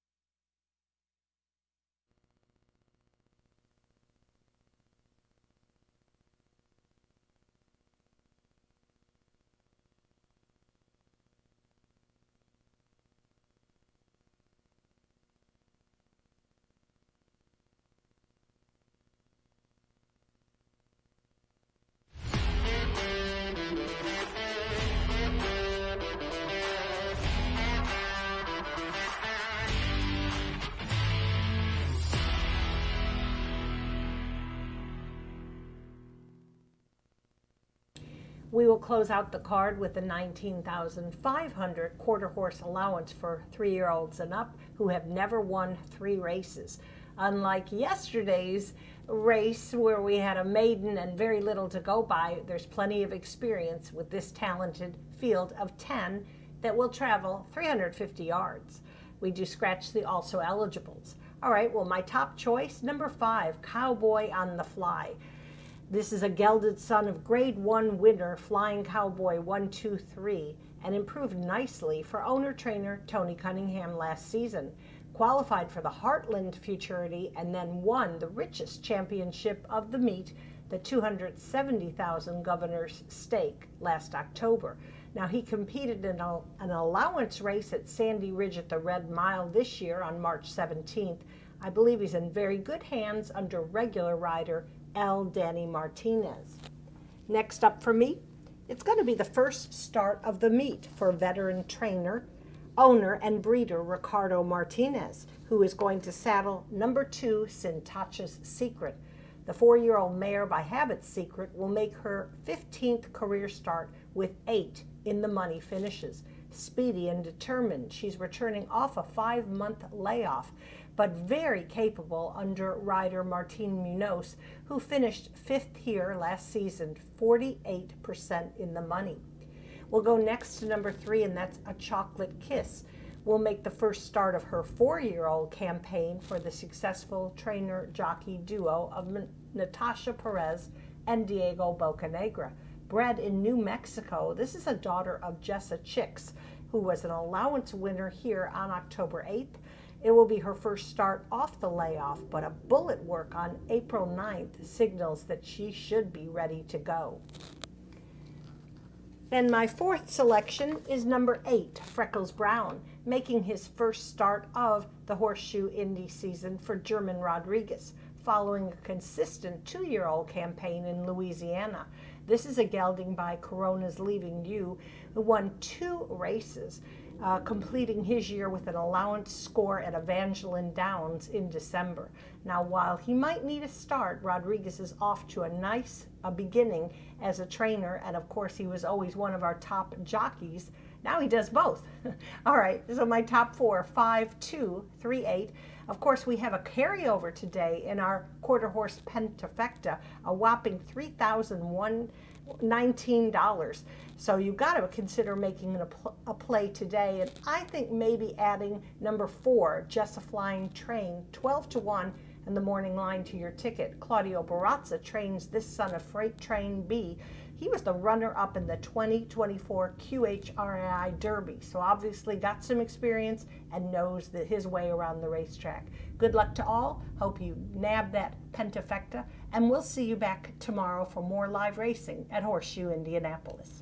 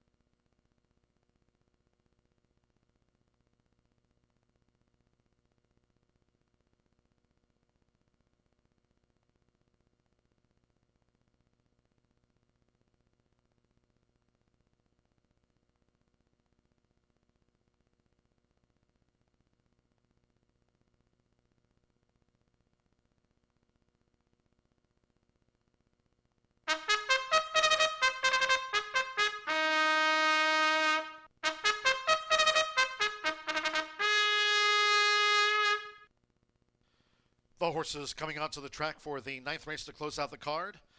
Nice quarter horse allowance this over the 350 yards. Fast Track scratch the also eligibles. 11 Elegant Train. 12 Booray and 13 Famous Lollipop. Scratch the also eligibles. Exacta Trifecta Superfecta. There's a carryover. The 10-cent quarter horse. Grand high five here. $3,019 for a pentafecta carryover on the quarter horse dash. And it's due off soon.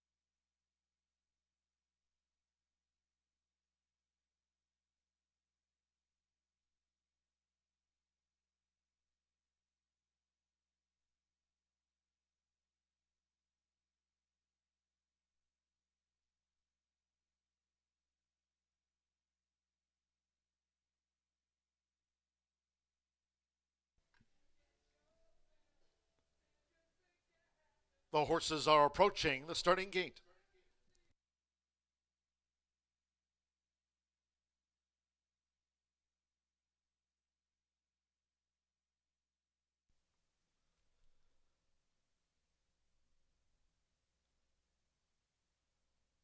At the gate, they're going in for the finale. Juan Marquez with A Prolific Jess. Uses a flipping halter. So too, Good Time Stoli to that outside gate. Good Time Stoli has joined A Prolific Jess. Sintacha's Secret went in well. A Chocolate Kiss.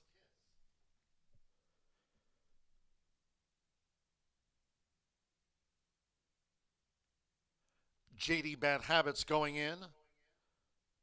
JD Bad Habits went in okay. Jess a Flying Train. It's My Favorite has a white cap. Cowboy on the Fly. Danny Martinez or Tony Cunningham. 9-5 final favorite. Cowboy on the Fly coming up. Good Time Stoli. Already in the gate, so a couple in the back. Freckles Brown. One more. Francisco Quintero with RR. Let a run for Robin, so stand by. 350 yards, fast track to close out the card. Wednesday post time, 2:10. They're in the gate.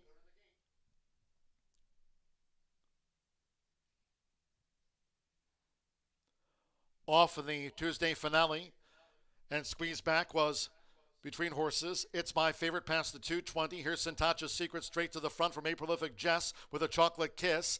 Moving up Between Horses, Jess a Flying Train, Cowboy on the Fly. It's Sintacha's Secret near home. Sintacha's Secret with Cowboy on the Fly photo. They were joined late by RR Let a Run for Robin. Freckles Brown was right there along with Jess a Flying Train past the finish.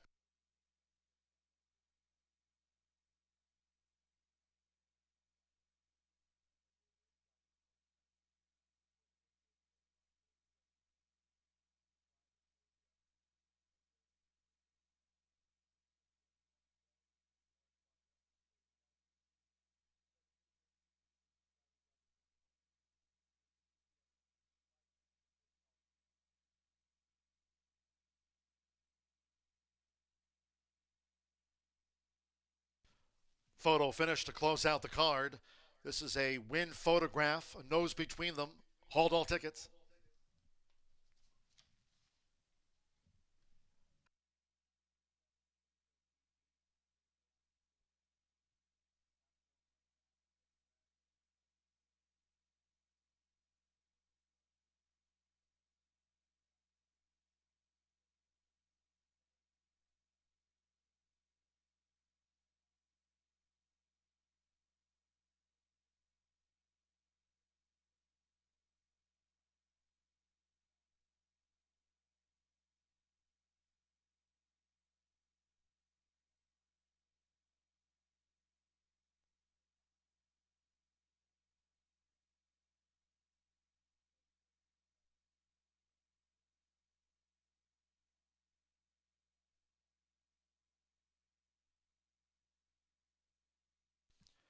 Here's the verdict. Close call. 2. Sintacha's Secret at 2-1. First by a narrow margin. Over 5, Cowboy on the Fly at 3-2, just missed. 9, RR Let a Run for Robin at 11-1 third after a photograph. 8, Freckles Brown fourth. And number 4, Jess a Flying Train gets into the quarter horse Pentafecta. Martín Munoz for Ricardo Martinez, making her 4-year-old seasonal bow. Sintacha's Secret, a nose at the finish.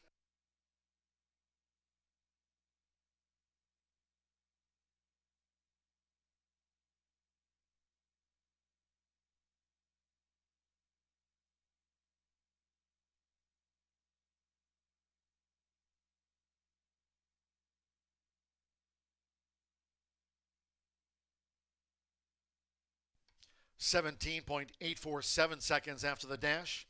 Fast track for the 350, 17.847 seconds.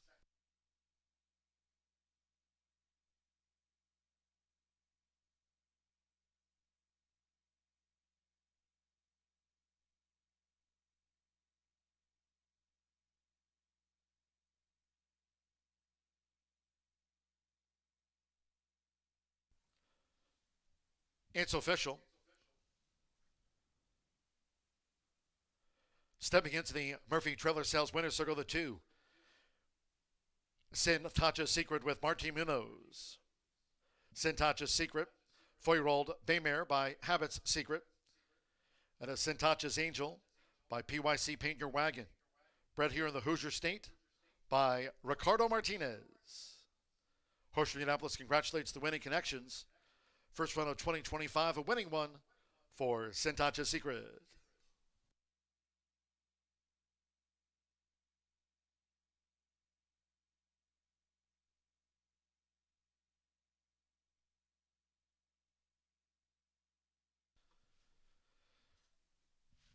Final results in.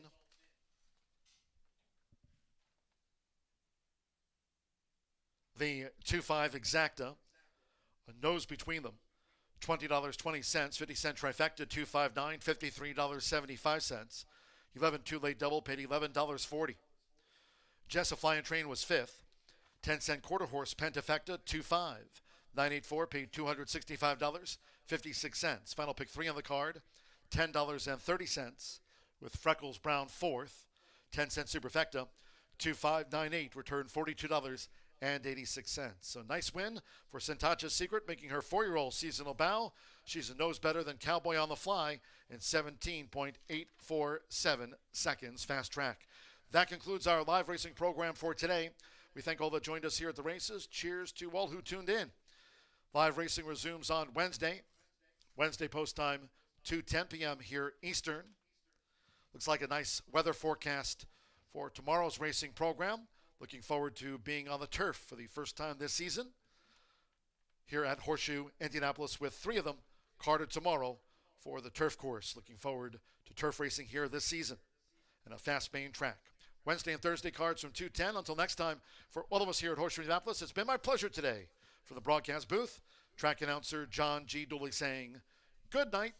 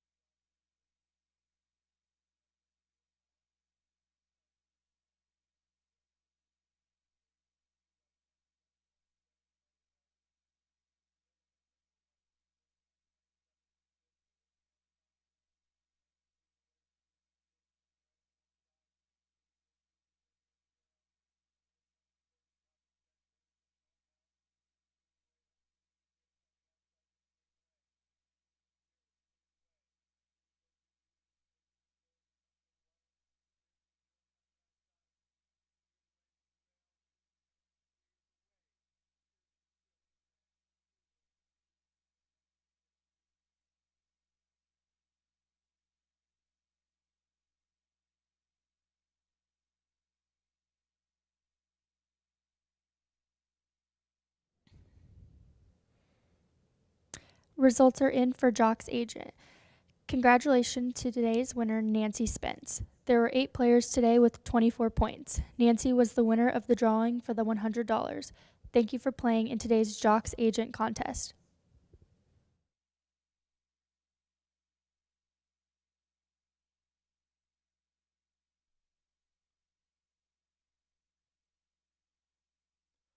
Off in the Tuesday finale, and squeeze back was between horses. It's My Favorite past the 220. Here's Sentacha's Secret straight to the front from A Prolific Jess with a chocolate kiss. Moving up between horses, Jess a Flying Train, Cowboy on the Fly. It's Sentacha's Secret near home. Sentacha's Secret with Cowboy on the Fly photo. They were joined late by RR Let a Run for Rob.